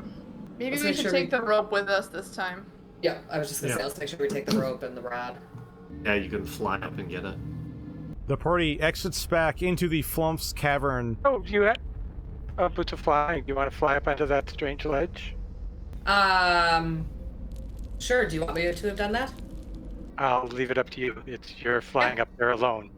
Mari flies up to the random ledge and does not find anything of note there. Best guess, Mari, it looks like they were beginning to carve out another room which would connect to this hallway right above the stairs. But they did not finish carving out the extra room. Good call. Good idea, Mickey. With the party returning back to the Flump's cavern and making sure to retrieve their rope and their immovable rod. With the party back in the Flump's cavern, they make it back to see 2 of the 4 Kingsmen appear to have been fallen asleep, and the other 2 are looking somewhat nervously and somewhat curiously at 2 Flumps who are floating around them. Ori's gonna use prestidigitation to wake up the 2 sleeping guards. 2 sleeping guards suddenly wake up, they're like, huh? What? Oh, hey, we weren't sleeping, we were just closing our eyes for a moment. Mm-hmm. At least 2 of you stayed awake. Can I do some sort of insight check on these guys to make sure that they're not being puppeted? Sure, make an insight check. Just don't trust them. 16. You're pretty sure they're just incompetent. Okay. I mean, that tracks. So I'm assuming you didn't see a large brain float through here? What? You mean those little brain things with legs can float too? No, it's something different. Something much bigger. Oh, well, Josh- no. We didn't see anything come up out of the hole besides you folk. Alright, well, let's go. Or can you do a minor illusion of the big brain thing and have Joshua ask the Flumps if they've seen it? Sure. Ever? Just in case. Yeah, sure. That's a cantrip, right? It doesn't, like, waste a spell Yeah, it's a slot. cantrip. It's a cantrip. And if it's within 1,000 feet of us now, I would still be looking for it until an hour has passed. It is still not within 1,000 feet of you, but after Joshua asks one of the Flumps, it turns a very pale white color in great fear as Joshua looks really confused, then after a moment turns back towards the party and he says, the thing there said, I think he called it an older brain. I'm not quite sure on the translation. Undercommon's not really my first language. Okay. Does it know anything about where it goes? I mean, I can ask. I'd appreciate that. Yeah, anything it would share on what it knows about them would be helpful. We should probably also go to Verol and check his book out. Yep. After a moment of asking a question, waiting for a response, Joshua says, so it said that most of them are like in the astral plane, so not here. Well, there's one here. Let's go. Ori will pat the flumps she walks by as she leaves the cavern. Their nervous white color quickly turns back to a bright, happy yellow, Oh. before turning back to a sad, dark blue color as they get sad with Ori leaving again. But with that, the party heads back above ground into the city of Lux. Would the party like to go to the armory first, or to see Verol? Yeah. Yeah, Armory then Verol, I think. The party heads back to the armory, and the 4 Kingsmen who are with the party, they'll just say, so you need us to sit around anywhere else? No, but could you show us the chef so we can update him quickly? Yeah, sure. 1 second. They'll all walk in. And after a few minutes, Sheth will walk out. Well, only 2 of your men fell asleep on the job, so, you know, could have been worse, I suppose. We managed... That's why I sent 4 of them with you. They were smart enough to take it in shifts, at least. Oh, dear. Well, we managed to kill 1 abomination. Ori will use minor illusion to illustrate. But there is something else down there, unfortunately. Wait, it's still down there? There's something that teleported away from us. Yeah, we don't know where it is. We killed this. She shows the buff mind flayer, but this is still down there. The flump called it an elder brain. We're gonna check with Varol about what he knows about them. Alright, well, please keep me updated. Mm-hmm. You too with us if you hear anything. If anyone reports anything like that. Oh, believe me, if something like that was floating around above ground, there'd be... we would know. True. Alright. Thank you for lending us some assistance, and we need to try to investigate further about this thing. So we'll let you get back to the rest of your day. You're welcome. With that, the party heads to the Nortrun Library. Inside there, they see it appears Varol has fallen asleep once again for a little siesta in his favorite chair. But after Dash comes up, feeling desperately in need of pets as the party has been too busy doing their adventuring today, Varol will wake up and say, "Oh, how are you today?" Asking Dash as he gives him a pet. He looks up and says, "Oh, all of you are here too." What a guy. So we would like to use your book again about aberrations to look up a elder brain. What do you know about elder brains? Then we also want to show them those 2 books in the language that we didn't know what it was in the Underdark. Oh yeah. Well, I don't have a book specifically on aberrations, at least none that I remember, although I likely have one around here somewhere, but I do have this great book all about Underdark creatures, which does include some aberrations, if only I can remember where I put it. Right, yes, that's the one. Oh, so you've read it too? Well, parts of it. We were with him yesterday when he had it. Do you remember where he put it? Yes, you do. It is over on a table over here. But after grabbing the book, Varol will look through it and say, "Ah, yes, an elder brain appears to be the hive mind leader of illithid colonies." Oh. So we gotta kill it. There was one under the city, but it teleported away. I think we've killed most of its minions, but can it make more? While it can make more, you said it teleported away? Yes? Well, you see, it says here that it can teleport between planes, but I'm afraid that if it did do that, you have nothing to... we should not have anything to worry about, unless it comes through another fracture, because, you know, it can only come in here through a fracture, and if it teleported out, it can't teleport in. Oh. Oh, okay. I Does mean, that if it logic- teleported out, can it just teleport back in? Yeah, that logic doesn't make sense to me. Is he just spewing nonsense, or? Oh no, is that... you guys would know that at the end of the first fracture war, Deo mended the fractures, and as part of that, incoming interplanar travel would be blocked coming into the material plane, which means the only way for something outside of the material plane from a different plane to enter here is through a fracture. Okay.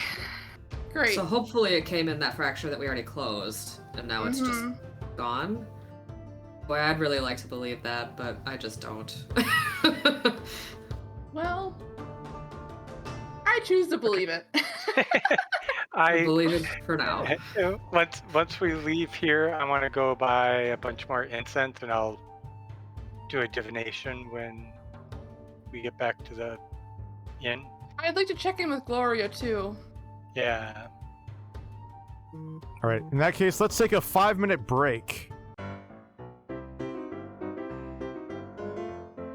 Before the party leaves the library, showing the 4 books to Varol, Varol will be able to tell you that the 3 not in Undercommon are in Deep Speech.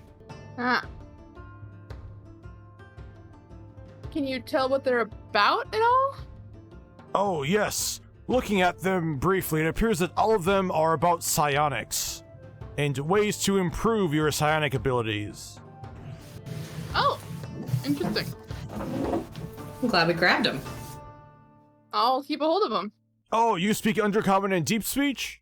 No, but I got a couple of tricks up my sleeve. With that, the party heads into the city of Lux. Mickey wanted to get some more incense for his divination. I'll get like 4 since I'm gonna use one. Do you need any more diamonds for like Revivify? If we can get more, that's always good. But we're shopping there for them a couple of days ago, so I don't know if she's got any more. But yeah, we can stock up on those too if possible. I also wanted to check in on Gloria. Yeah, let's see how much these emeralds are worth too. If we're headed there. Yeah. The party heads to Jewelry and More, and after they walk in, they see the elderly, short, hunchbacked halfling Portia slowly walk out from the back with a big smile. Oh, hello again! What can I do for you lovely folk today? Hello, Portia. Hi, Portia. A couple things. Can you, are you able to tell us how much these emeralds are worth? Oh, I most certainly can. Let me see. As she grabs one and pulls her goggles over her eyes, she squints one eye and sort of looks at it. Then she pulls a slightly smaller monocle over the goggle, then a second, and a third, and a fourth. She says, "Ooh, these are very nice, very nice. Each of these are worth around 1,000 gold pieces." Oh, wow. Oh, wow. So somebody could get a tattoo if they wanted the green one. Yeah.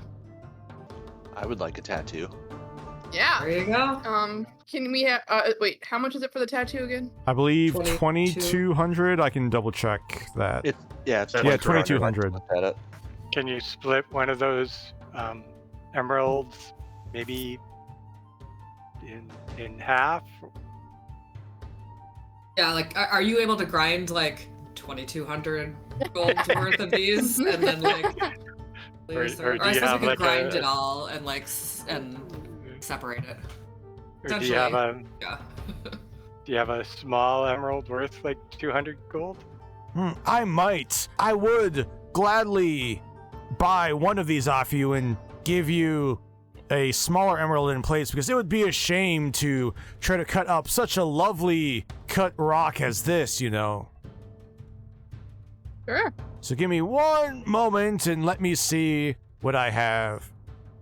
After a moment, Portia will looking back and come back out with 2 100 gold emeralds. Awesome. And she will give 800 gold along with the 2 small emeralds for one of your larger emeralds. Which one were you earlier collecting, Corvus?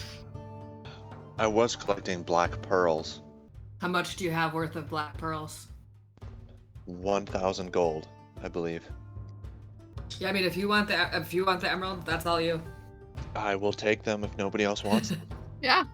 I want my tattoo in gold. Green is fine. It'll look cool on my greenish, grayish skin. Is the party going to split the 800 gold then too? Yeah. I mean, Okay, that yeah. makes sense to me. Does that? Mm-hmm.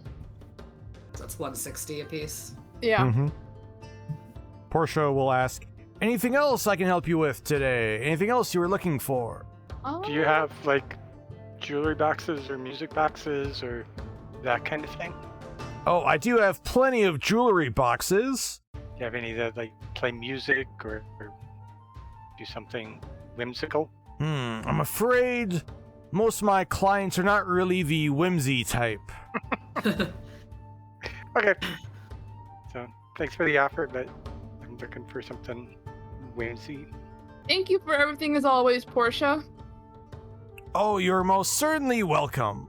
With that, the party heads to the Avon Basilica. As they walk in, the party does actually spot Gloria pretty quickly, talking to a tall and bald man. He appears to be an earth genasi of some kind, but unlike the normal grayish, rocky skin tone, he appears to have a tannish, almost like the color of sand tone to his skin. But after Gloria sees the party, she'll give a smile and wave to everyone and say, "Oh, hello! How's your day?" Hi, Gloria. It's going great. We got those mind flayer things are gone. We got rid of the last one just a little bit earlier today. Oh, wonderful. That's such a relief. But I do have some news on the inn front. Oh, yes. Great. Well, this lovely gentleman has actually made me a pretty generous offer on the inn, but I want to give you a chance to match it since I did promise you that. Yeah. Well, yeah. What's the price? He's offering 5,000 gold. If you can get that good of a deal, you should take it. Absolutely. Thank you for keeping us in mind, appreciate Gloria. it, but yeah, take the money and run. That probably is a little out of our spending range at the moment. I'm glad you were able to find such a quick buyer. The Earth Genasi will just say, "Well, it was basically an inheritance, which was not given to me under. I guess you can say I got lucky." Well, congrats then. Are you planning on still running it as an inn then? Oh, definitely. Great. I mean, we have certainly enjoyed the location before, so I don't see why we don't continue as loyal patrons going forward. Well, that's good to hear. I'm Dune, by the way. Dune Wayne. Dune Wayne. Nice to meet you, Dune. Yeah. Ori will introduce herself and the party. Yeah. Are you still gonna call it the Glory Road? Yeah, I see why not. It's an inn on the Glory Road, after all. Indeed. Great. Well, we'll almost certainly see you around then. Yes, take care. After Dune walks out, Gloria's face will turn a little more grim as she'll say, "Yeah, so I guess he was a cook on a ship that came in during the dragon attacks at the docks a week ago." Yeah, apparently he was the only one to live on his ship. So... Oh, that's the inheritance. Wow. That's rough. Yes, but I think the inn will be good for him to get back on his feet. Seemed like he didn't really want to head back out to sea anytime soon, you know? For sure. Can't blame him. And do you know where you'll be moving on to then, Gloria? Yes, Dengo has actually agreed to help me build my own little cottage over in Valori. Oh, wonderful. I'm so glad to hear that. You deserve a beautiful retirement. Oh, thank you, as she gives Ori and Mari a big hug. Yeah. Oh. And I know it probably doesn't mean a whole lot, but we were able to kill the thing that killed Rolf, so we've gotten a little bit of revenge. Well, I guess that's as close as I'll get to justice, so I'll take it.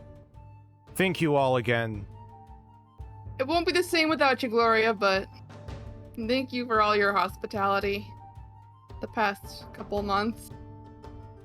Yes, well, it will be a couple weeks until I move out and officially give the inn over to Dune. So you're not getting rid of me quite yet, as she gives you a grin. Oh, good. Alright, I guess I could just cast Ascending to Sheth to update him about the Elder Brain. For the sake of time, Sheth will give a short but curt reply thanking you for dealing with the last of the creatures. And it's at this point the party has leveled up to level 8. Woo! Yay. Yay! Okay, I do want to run a divination, asking, has the brain gone for good, or does it have a way? Does the brain have a way to come back to this world? That's what I want to know. The reply would be, it does not, unless by chance another fracture opens. I'll pass that on. I take that as a very good sign. Nice, Corvus. And it's at this point the party has 3 weeks of downtime, which they can use however they'd like. So that officially puts me over 100 HP. Nice. Wow, already, dang. Not even close. I'm a little over halfway there. And it's gonna get even higher because I have a plan. I have rolled terribly on hit points until this one, so I've got. I have rolled pretty bad myself. Actually, I take that back. It doesn't put me over. I'm at 99. Close. But with my plan, I will be over 100. Oh, are you getting a con tattoo? Yep. I'll just say what I want to do. I want to use the tattoo to bump my con score up to 17. And then for level 8, I want to take the Tavern Brawler feat, which would add another +1 to my con to bump it up to 18. Nice. So, Sick. And that'll help you with your grappling. Is that right? yep. I can, Sweet. after I attack, I can grapple as a bonus action. That's Oh, beautiful. sweet. Yes, after you attack with an unarmed strike or improvised weapon. I figure with this 3 weeks of downtime, Corvus is going to spend time in the pit, and he's specifically going to look for Kia so he can fight her again and hopefully learn from her. Hell yeah. If she's there. Kia is most definitely there. Almost every night for your first week of downtime. Corvus, make a perception check. So during your first week of spending time at the pit, you do overhear some people talking about Kia and how she's apparently looking for someone, but you don't catch any details about it, unfortunately. However, because you are in the pit, I would like you to make an athletics roll to see how well you do during your fighting during this downtime.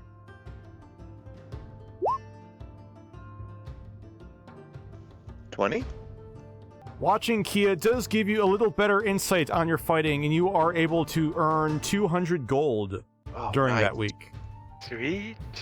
And so just so we're on the same page, Jacob, since my con score is bumped up to 18 now, that would give me another 1 HP per character level, so I'd get an additional 8. Correct, yes. So then my hit point maximum is now at 107. Wow. Yeah. What does Corvus' tattoo look like? Have you decided? Plan works. Yes, the tattoo is a bunch of axes and skulls and spears and fire, and it's a neck tattoo, top to bottom, all the way around his whole neck. Yeah. Wow. Hell yeah. Sweet. That sounds awesome. Yeah, it's just, and he got it on the neck because apparently a neck tattoo is very painful. Corvus, with his natural constitution, is easily able to take the pain without passing out. Also, barbarians have an ability later on that relies on con saves to stay alive, so I kind of wanted to bump that up too. There you go. Who would like to... Is there anything else the party would like to do for downtime? Yeah. So I do want to buy some thieves' tools because I haven't gotten around to it yet. So I want to get that off my list. And then I want to see if there's any sort of stuff I can do for the Black Rose Thieves Guild as like initiation stuff to maybe try to get more ruby dust. 'Cause I'm 450 gold worth of ruby dust short of my tattoo. Okay, first off, you can mark off 25 gold for the Thieves' Tools. Cool.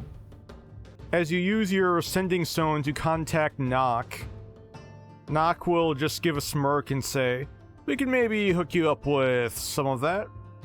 Let's have you make a stealth check and a sleight of hand check, as Nock has you doing some minor crime during this time." Oh. I'm just Don't learning. get caught, but you don't get much. Unfortunately for Ash, he's able. You do get noticed during some of your endeavors. So while you do not get caught, you still do not gain any money towards getting any more ruby dust. Cool. And then I guess like that's like 1 week, and then I guess another week. I would like to just kind of look over Eric's journal and see if I can find out any more stuff in there. Yes. Taking another week to look through the journal. That will be enough time to read through the rest of the journal. So let me add the rest of the notes. So it appeared that after the guild caught all of the bandits, including the Kingsmen helping them in the garden, Tripp offered Eric his quote-unquote pound of flesh, but Eric couldn't do it. Tripp ended up killing all of them himself as they were starting to encroach on the guild's business anyways. But afterwards, Tripp offered to make Eric a guild initiate, in which case Eric did agree, and he decided to become an extra set of eyes and ears for the guild within the Kingsmen. oh, Afterwards, Eric spent a lot of time training with Nock, and the two grew quite fond of one another before he left for Fort Valis, where he became best friends with another ranger named Ash Forrester. It appears that Eric was considering telling you about his involvement with the guild, and potentially inviting you to join, but he felt you were too straight and narrow, pun intended, being an archer, to accept an invite into the guild. Interesting that you found your way there anyway. Yeah. And then I guess for my last week, I just want to find some sort of leather worker shop and just spend a week trying to gain proficiency in leather workers' tools. You got it. And with that, you can mark off 25 gold for the training, and you're 1 out of 10 weeks done from that. Wait, what's your int modifier? 2. So then you have 7 more weeks left of training on that. I think that's all my downtime. So I took the ability score improvement, so I upped my strength and my con by 1. And then for my downtime, I know there's a fancy hotel like on like the eastern, I think, side of Lux. Splendid Haven. Haven. It's the Splendid Haven. I would like to spend some time in the Splendid Haven and just see what I can dig up on Atreya, and like how she came to work for Kristen. do you want help with that? Sure. Ori would definitely be down to help and use her charisma. Cool. Your I would end. love that. Yeah. And then potentially also spend some time seeing if there's any like gossip happening about what's happening in Petra. So are we basically like carousing then at the Splendid Haven? Is that kind of what we're doing? Yes, then? this would be carousing at the Splendid Haven. So I need to double check prices at the Splendid Haven, because while you do not need to rent a room at the hotel to get into the bar and lounge, which has a live band performing every night of the week. The food and drink there is quite expensive. Oh, and we can That makes reuse our awesome outfits from the dinner party. Heck yes. So fine. I love that suit. Yes. If you want to go for the full week, it will cost 84 gold each. Yeah. Yeah, I'll do it. Yeah, I'll do it. Actually, make it 50 gold each. As drinks, just in bottles or pitchers, which you two would be able to split if you'd like. Okay, 50. Yeah. It has you enjoy a week of live music from a Genasi band and singing group who call themselves Earth, Air, and Fire. I'd like Ori to make a persuasion check with advantage. Persuasion with advantage. Alright, let's see how this goes. By the way, Earth, Air, and Fire, fantastic music. Nice. Not bad. About Atreya specifically, you don't learn too much. You don't learn too much new apart from what Atreya told you. It appears she wasn't lying about her leaving your father and working for Kristan after she won a fencing grand tournament. It appears that she did decide to leave working for your father and work for Kristan instead. What was my dad talking about? Okay. Did we get anything on Kristen? Any dirt on Kristen? You were not able to get any dirt on Kristan. Apparently, from what we could tell, it appears that Kristan he's not as down and dirty in the politics as a lot of the other nobles in Lux. Okay. Do we have a contact then? You do have a contact. Your contact is a gnome gentleman named Harry Bottlesmith. He's a bartender in the lounge over at the Splendid Haven. He will likely become a pretty decent contact for getting more information about some of the higher-ups, potentially Mari's father and Kristan. Great. That's fantastic. And did I'm he know sure- anything about Petra? He does not know much about Petra, no. Well, I'm sure we had a grand time living the high roller life, you know? Yeah. I'm sure we danced and caroused yes. and had a ball. Absolutely. I think that's it for me. Well, that was one Other week, than- right? Oh yeah. I guess just helping. I would help Gloria pack up and would help her around the inn. Can I just give Ash the gold he needs to buy his rubies? Because I've got plenty of gold that I'm not really What? doing anything with it. Well, I've got enough gold to buy it. I just thought I would Oh, gotcha. go a different route.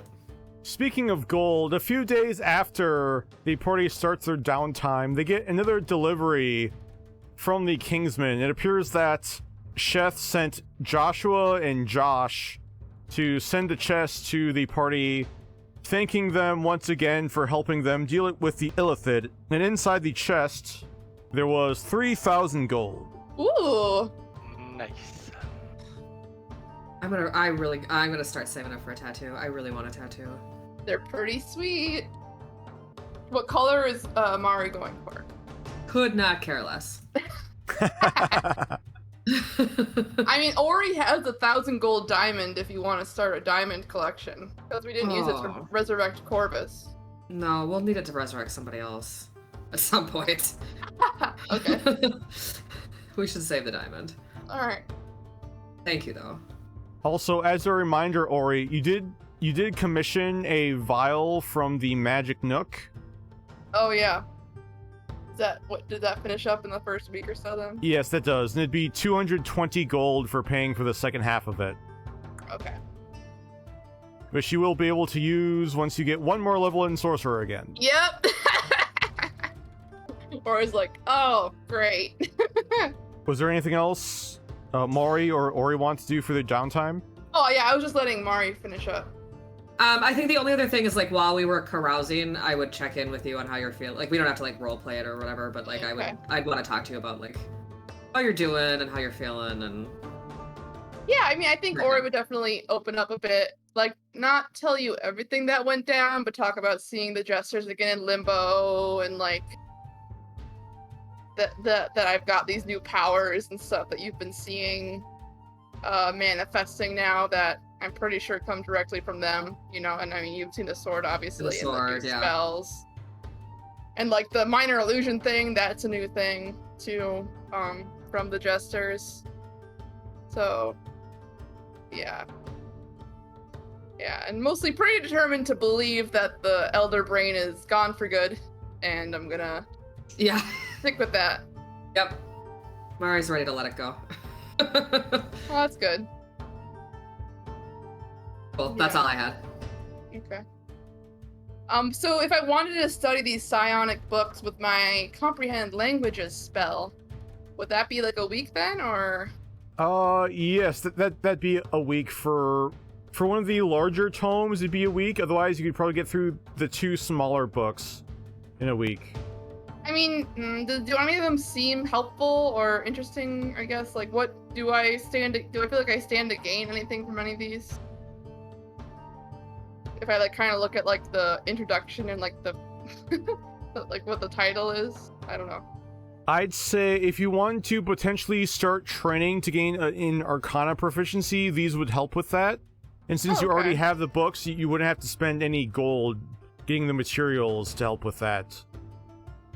You know what? Sure. Yeah, I'll start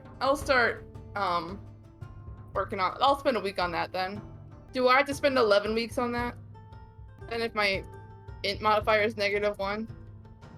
I'll be nice and say no. Just keep it at 10. Just to make things simpler.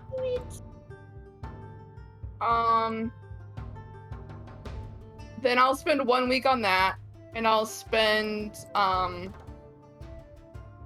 a week gambling with my loaded dice. Okay, make a insight, deception, and sleight of hand. Do I get advantage with my dice on any of those? On the sleight of hand, I'd say yes. Okay. Oh my gosh. So, fortunately for Ori, while there are a lot of suspicions about the dice she was able to talk her way out of potentially getting into any trouble. Any profits at all? With that, Ori would have gained 60 gold. Oh, cool. So should I say I used up like one of the tomes then? Yes. That sounds good. I'll donate the tome to Varol then after I've finished studying it, or to the library if Varol doesn't want it. Varol will gratefully accept the donation and promise to read it before setting it on one of the tables in the library and likely forgetting about it in about 5 minutes. Whatever. And that will be all of Ori's downtime, yes. Okay, Michelmas. Hello. So, I'll take the ASI as my level up, and so I put 1 into strength, so I get to wear my chainmail, and 1 into dexterity, which brings me to 12, and so now I have a +1 on dex. With the chainmail, I have disadvantage on stealth, so a little bit of a wash there. And Welcome. What's your AC now with the chainmail? In 18. shield? 18. Wow. And then 8th level as a cleric, I get a bonus D8 on 1 cantrip attack or weapon attack using Natasha's rules. Then for my things to do, I want to go back to that amniotic fluid. If Mari will come with me with her flying boots, we could Heck yeah, I will. pour stuff in there to like make sure it's poisonous and tainted, like rotted food and alcohol and acid, just anything to mess that up. Because it is a large pool, I'd say it costs you, let's say, 20 gold to get the necessary materials to make sure anything inside the pool that's living is now gone. But with that, and given a week, you would be able to kill anything inside the pool and make sure nothing else can grow from it again. And then the other thing, I'm shopping for that music box or jewelry box, something kind of sparkly and clever for the dragon. Make an investigation check. It's not good. A 1. Michelmas is having a hard time finding a music box jeweler, but he is able to find a goblin who is selling a music box. It's a pretty simple wooden box, not stained at all. On the outside, plays a really short and simple song, but it is a working music box. Does it have anything of whimsy to it? Or is it a little bit, Unfortunately, no. yeah. Then, yeah, I don't think that would help us at all, so I'll try again. Another investigation? Yeah, so it would have been 1 week spinning at the pool, second week trying to find a music box. If you want to spend your third week still trying to find something, yes, investigation. Yep. Ah! Oh. Michelmas is able to find a better music box from a different stall over on the main road in the western district of Lux. Unfortunately, it's still not... It's somewhat whimsical. It has a high-pitched, fast-paced tune that gets played from the music box, which is kind of whimsy, although it does not look super whimsy. Okay. What's the price for it? The price for that would be 5 silver. Oh, I'll pick that up. If it's like wood, maybe I can paint it fun colors. That one is wood too, although it is stained currently. But you could paint it fun colors if you'd like. Yeah, I'll do that. How much for the paints? Let me check. Painter supplies would be 10 gold. And then have any more topaz come into the jeweler? Yes, it appears that Portia did receive one more topaz, which is a 500 gold gemstone. Can I sell my chain shirt that I'm not using anymore? You cannot. It appears that because it is so worn already. Worn? I haven't died in it yet. Okay. Yes, but if you remember, you rolled terribly on your persuasion check to try to sell it back at the Fireforge. It appears that a lot of the other armor vendors have pretty much the same opinion. Yeah. Not great. Okay. Do you need to borrow money?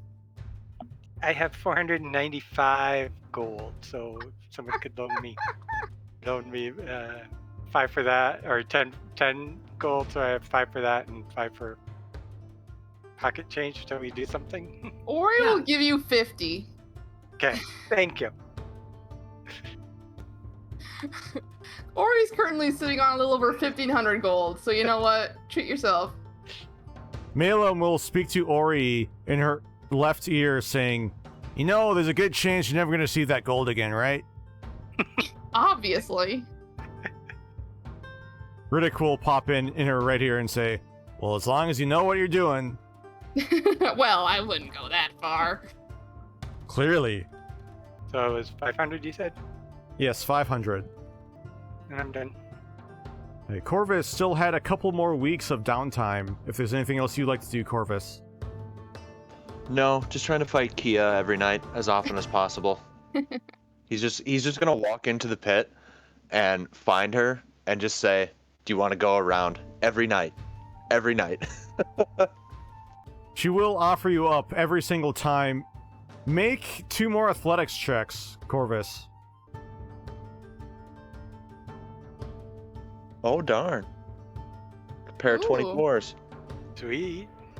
While you are able to take Kia to her limit every single time, she just seems to tap into some kind of relentless energy where she should go down, which reminds you a lot of orcs and half-orcs you've seen, but you're still not quite able to beat her in any bouts.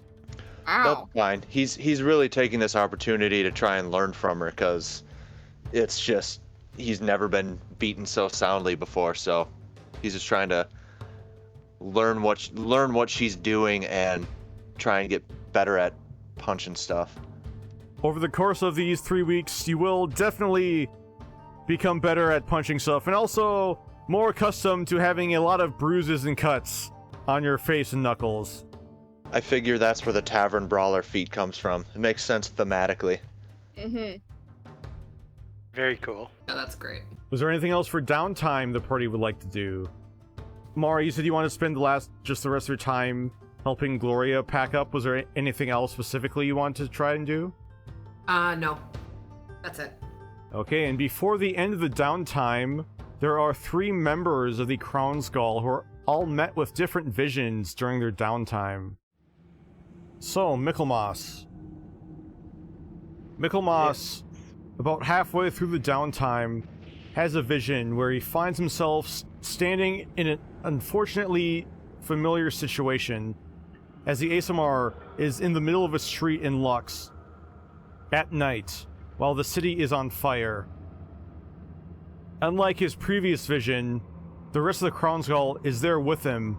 They're all on the ground, on their hands and knees, looking completely exhausted, as Michelmas is standing and looking around as there are dozens of dead bodies surrounding the party on the ground.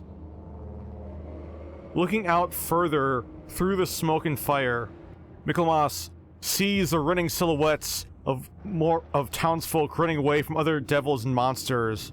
But as he's looking around, he sees the silhouettes of 2 figures which move closer to the party. Stepping through the smoke, over on Michelmas's left, is the white spectral form of a banshee, unhinging its jaw and about to let out a loud, deafening wail. And at the same time, over on Michelmas's right, is a mind flayer, wriggling its tentacles as its eyes feast on the weakened party in front of it. So Michelmas, what do you do?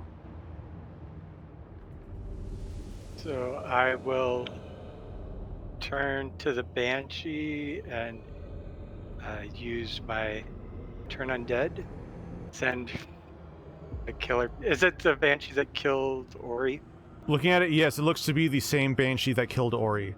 So, at level 8, I can now sometimes destroy the undead, so...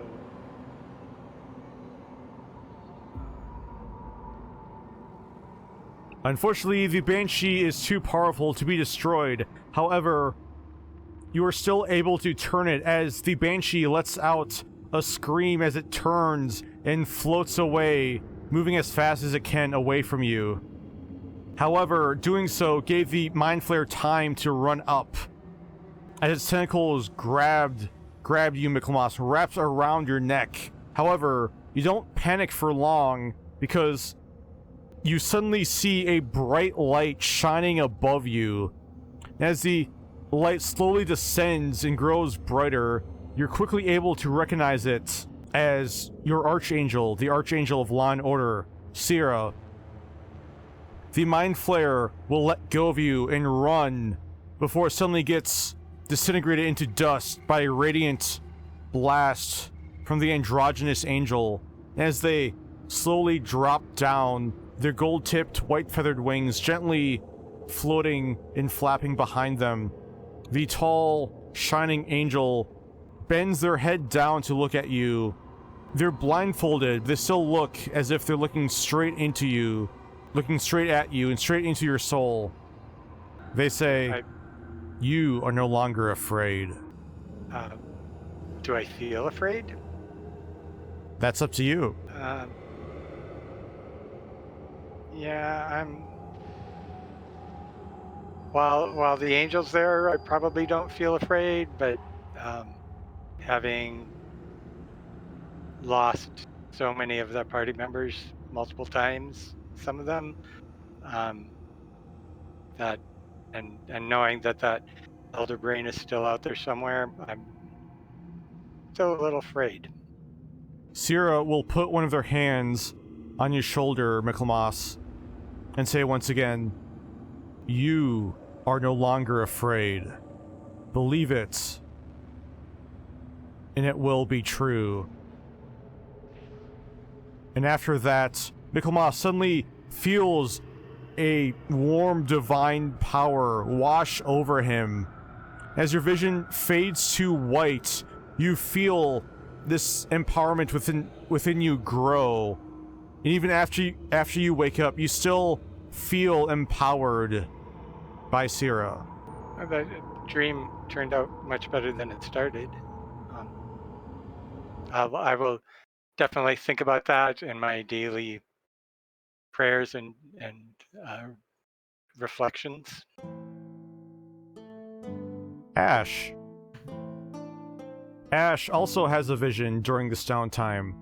Ash finds himself standing in a forest filled with tall trees.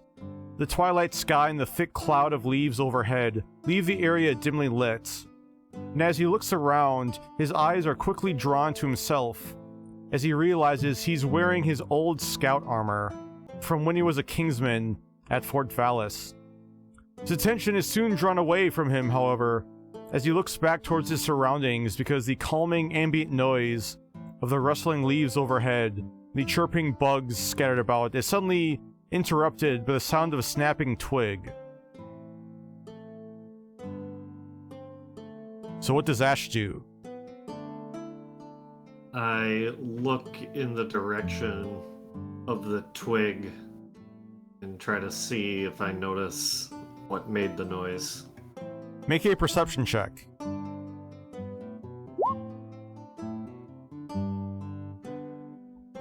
As you turn around, you see a tall human man with long black hair and tan skin, wearing very similar Kingsman garb to you, Ash. You instantly recognize him as Eric, and he has a pine cone in hand, right about to throw it towards you. But he stops himself and says, you're slipping. I guess I am. How'd you sneak up on me so easily? Like I said, you're slipping. One of these days you're not going to be able to get up on me. Promise you that. I don't know about that. As he gives you a grin, then nods his head over towards one direction and says, come on, found the perfect tree to watch the sunset. Alright, lead the way. Ash follows Eric, and quickly the two reach the base of a giant tree. Looking up, Ash can't see the top through the overhead branches, but can still clearly tell it's the tallest tree in this area. He then suddenly sees Eric climbing the tree, while yelling back to Ash, races to the top. Last one up there is a rotten egg. Make an athletics check, Ash. Pretty okay. Ash quickly climbs the tree, trying to catch up to Eric. But even with his head start, both of you reach the top branches right at the same time. As Eric takes in a few deep breaths, catching his breath, he'll just say, I'll beat you next time. Gotta stop slipping, man. Eric will reach into his pocket and pull out a couple of pieces of jerky before tossing one over towards you, Ash, and say, look what accidentally fell out of Callahan's pack. Huh. That's a shame. Yeah, what a shame. Well, I mean, as long as we've got it, we might as well, give it a taste, right? Might as well.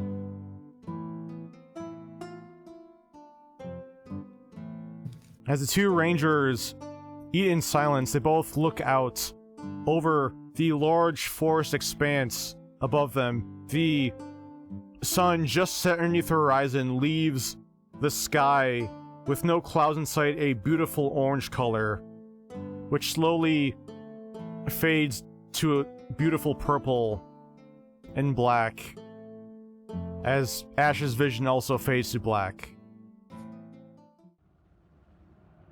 Ori also has a vision where she finds herself in the Underdark. The drow is sprinting as fast as she can through a winding maze of tunnels. With each racing step, she feels more and more goosebumps form on the back of her neck as the shadowy force that's haunting her dreams draws even closer. she rounds a corner, and to her dismay, she runs into a dead end. And as her mind races with a mix of fear and deja vu, her thoughts are suddenly interrupted by the voice of a jester saying, "You know this isn't real, right?" Now she turns around, she sees both Ridic and Maelum sitting and casually relaxing back in a pair of lounge chairs. Their jester costumes are gone and instead replaced by black and white striped swim trunks, though they're still wearing their jingle bell hats. They each have a coconut drink in hand, stylized with a small straw and tiny umbrella. As Maelum takes a loud slurping sip, Ridic will give a big grin towards Ori. "Just relax, nothing's gonna hurt you here." Yeah, I mean, yeah, obviously, clearly I knew this was fake and a dream. Clearly. Duh. Of course. As at this point, there's a low rumble and almost a growling noise that echoes down the cavern. As both the jesters turn their heads, the jesters and Ori see the driving shadow push through the cavern. In the second the darkness can be seen consuming everything in its path, Ori sees for the first time the grinning expressions on Ridic and Maelum's faces are gone and replaced by jaw-dropped, wide-eyed stares of dread and fear. As at that point, Maelum's head quickly snaps over towards Ori as he yells, "Run!" And with a loud poof, Ridic and Maelum suddenly disappear in two clouds of orange arcane smoke, and Ori's left alone in the tunnel. So what does Ori do? Ori runs. Ori runs down the tunnel, but after about 30 feet hits the dead end of the tunnel. Can I rip through it with,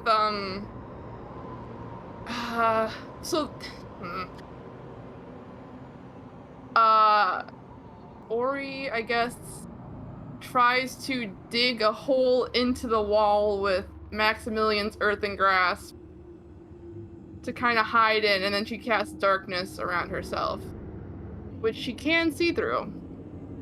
Ori uses the earthen grasp to quickly dig a small hole in the side of the wall, after crawling in and using darkness to hide herself.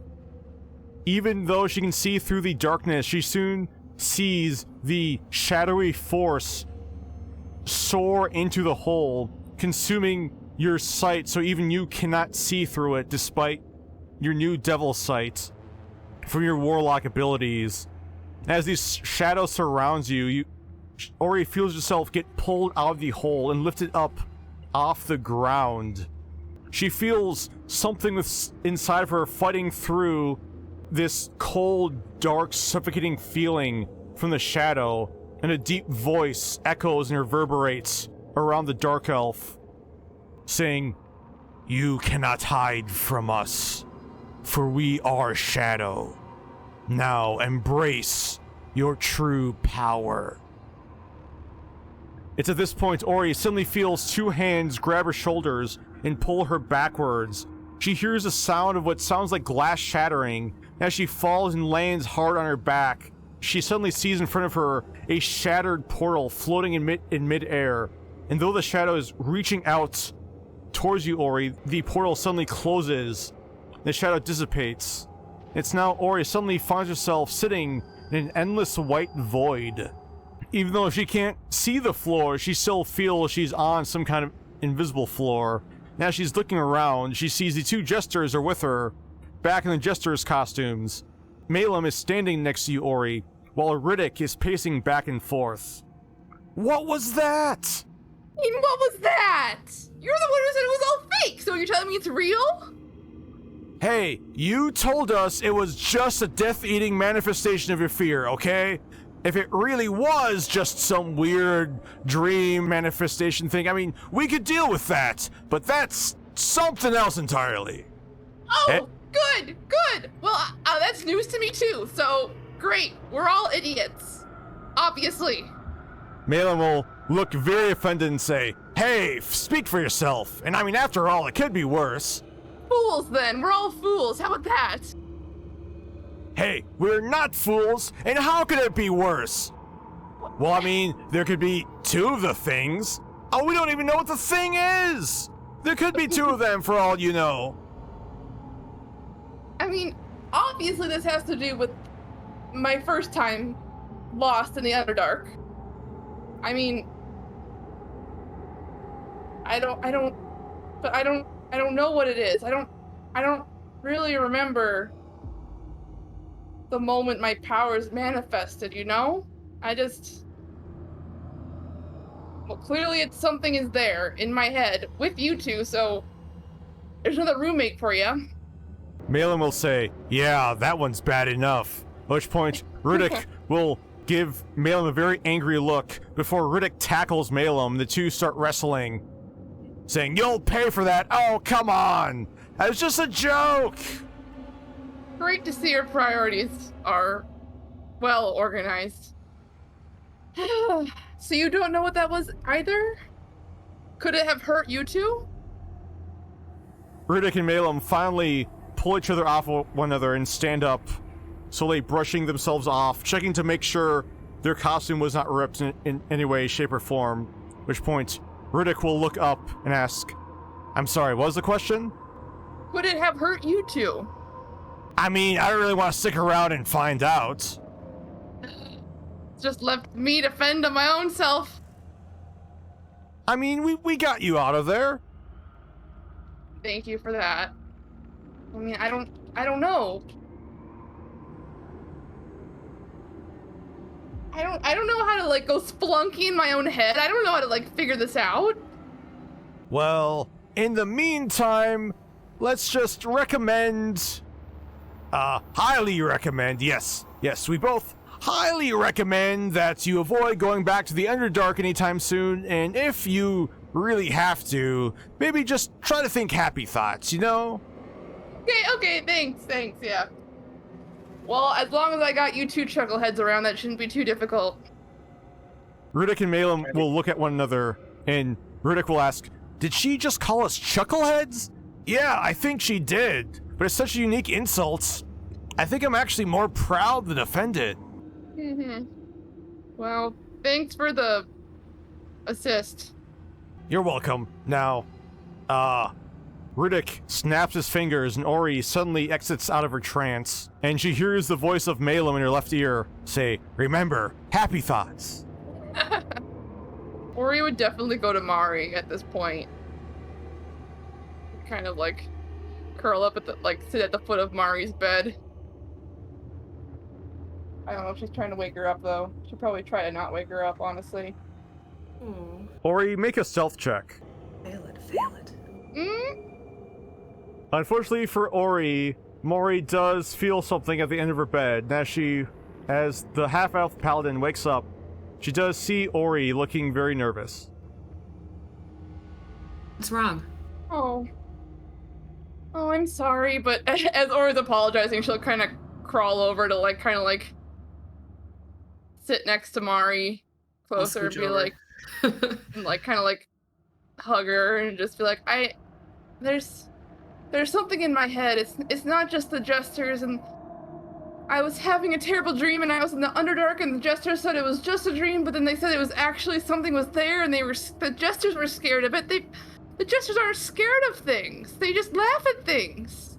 And then I tried to hide and I couldn't hide, and it said to accept my true power, and I couldn't see anything.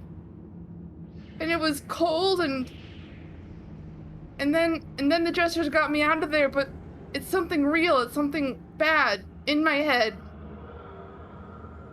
I put my arms around her and I'm just like shushing her and, like, you know, like, I don't know, like, just trying to calm you down and just going, we'll figure it out. We'll figure it out. We always do. Yeah, I think Ori just, like, clutches back at Mari, and I think she does, like, her breathing does even out and whatnot, but, like, she's still definitely, like, freaked out, but less, like, hyperventilating. Aww. I don't know. The jester says I probably shouldn't go into the Underdark. Okay, we won't. Hopefully not. I don't know. I don't like to hear that they're afraid of things. That honestly, well, it wasn't the worst part, but it was still bad. Yeah. I asked if it could hurt them, and they just said they weren't sure, which, I don't know. I mean, they can be idiots, obviously, and they don't know everything, but I hadn't seen them like that before, you know? Yeah. We'll figure it out. I don't know, I think... We'll get through it. I don't know, I think there's something in me.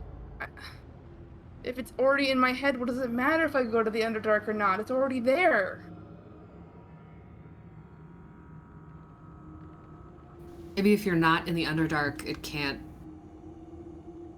get out? Maybe. Can't do anything? Thanks, Mari. Anytime. You can always wake me up. Okay. You mind if I stay here the rest of the night? Of course not. Thanks.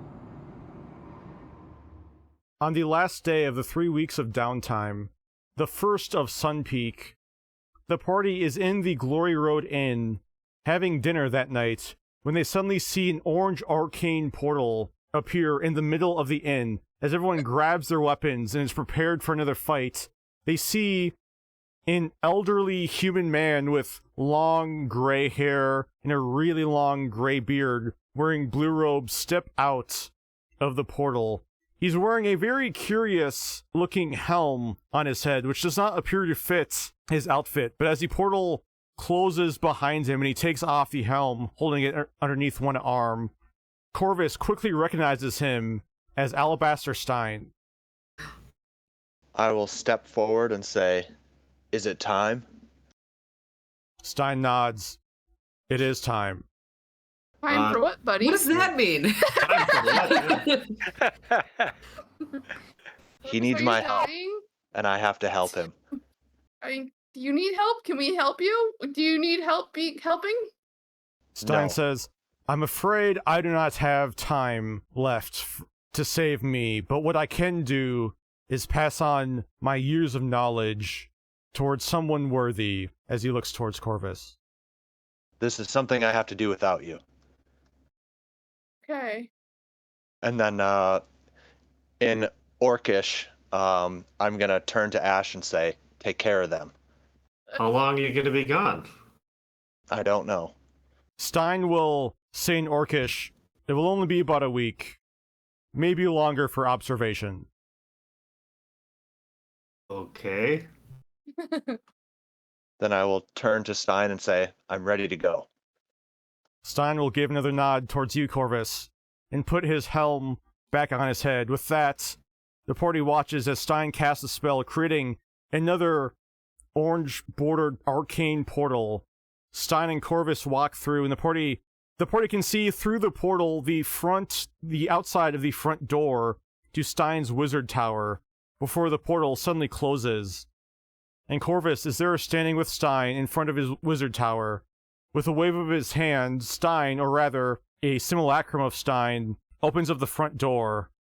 As Stein leads Corvus up the tall, almost never-ending spiral staircase, the two do eventually reach the top platform in the tower.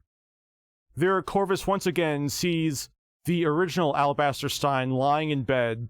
His health has very visibly gotten worse, as his skin appears to be a very sickly pale color. Next to Stein's bed is a large wooden table holding several open tomes and books. Now on the other side is another bed, empty. The simulacrum looks at Corvus and motions over towards the second bed. I will lay down on the second bed. After Corvus lays down, make a wisdom saving throw. Uh-oh. 11. Corvus's body suddenly seizes up. He can't move or speak, as he tries and fails to break out of whatever effect is holding him. With all of his might, Stein's simulacrum reaches down and cuffs Corvus's ankles and wrists to the bed with a sly smirk on his face. Don't worry, You won't remember anything. Oh no. And as the simulacrum begins the ritual, Corvus is put into a deep slumber.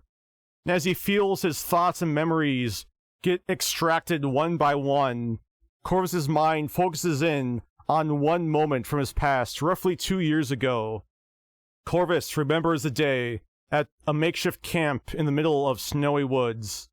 He remembers the same feeling of being paralyzed, unable to break through the invisible chains. He remembers the scouts in his clan running behind him with their weapons drawn before their worst cries turned to screams and then silence. And he remembers the sound of the crackling campfire and the soft crunching of snow as Alabaster Stein walks around to face the incapacitated Corvus. And with the same sly smile, the wizard said, "You will make for a great host." And with that, we're going to end the episode here. Thanks so much for watching, everyone, and with that cliffhanger, we have a very important announcement to make.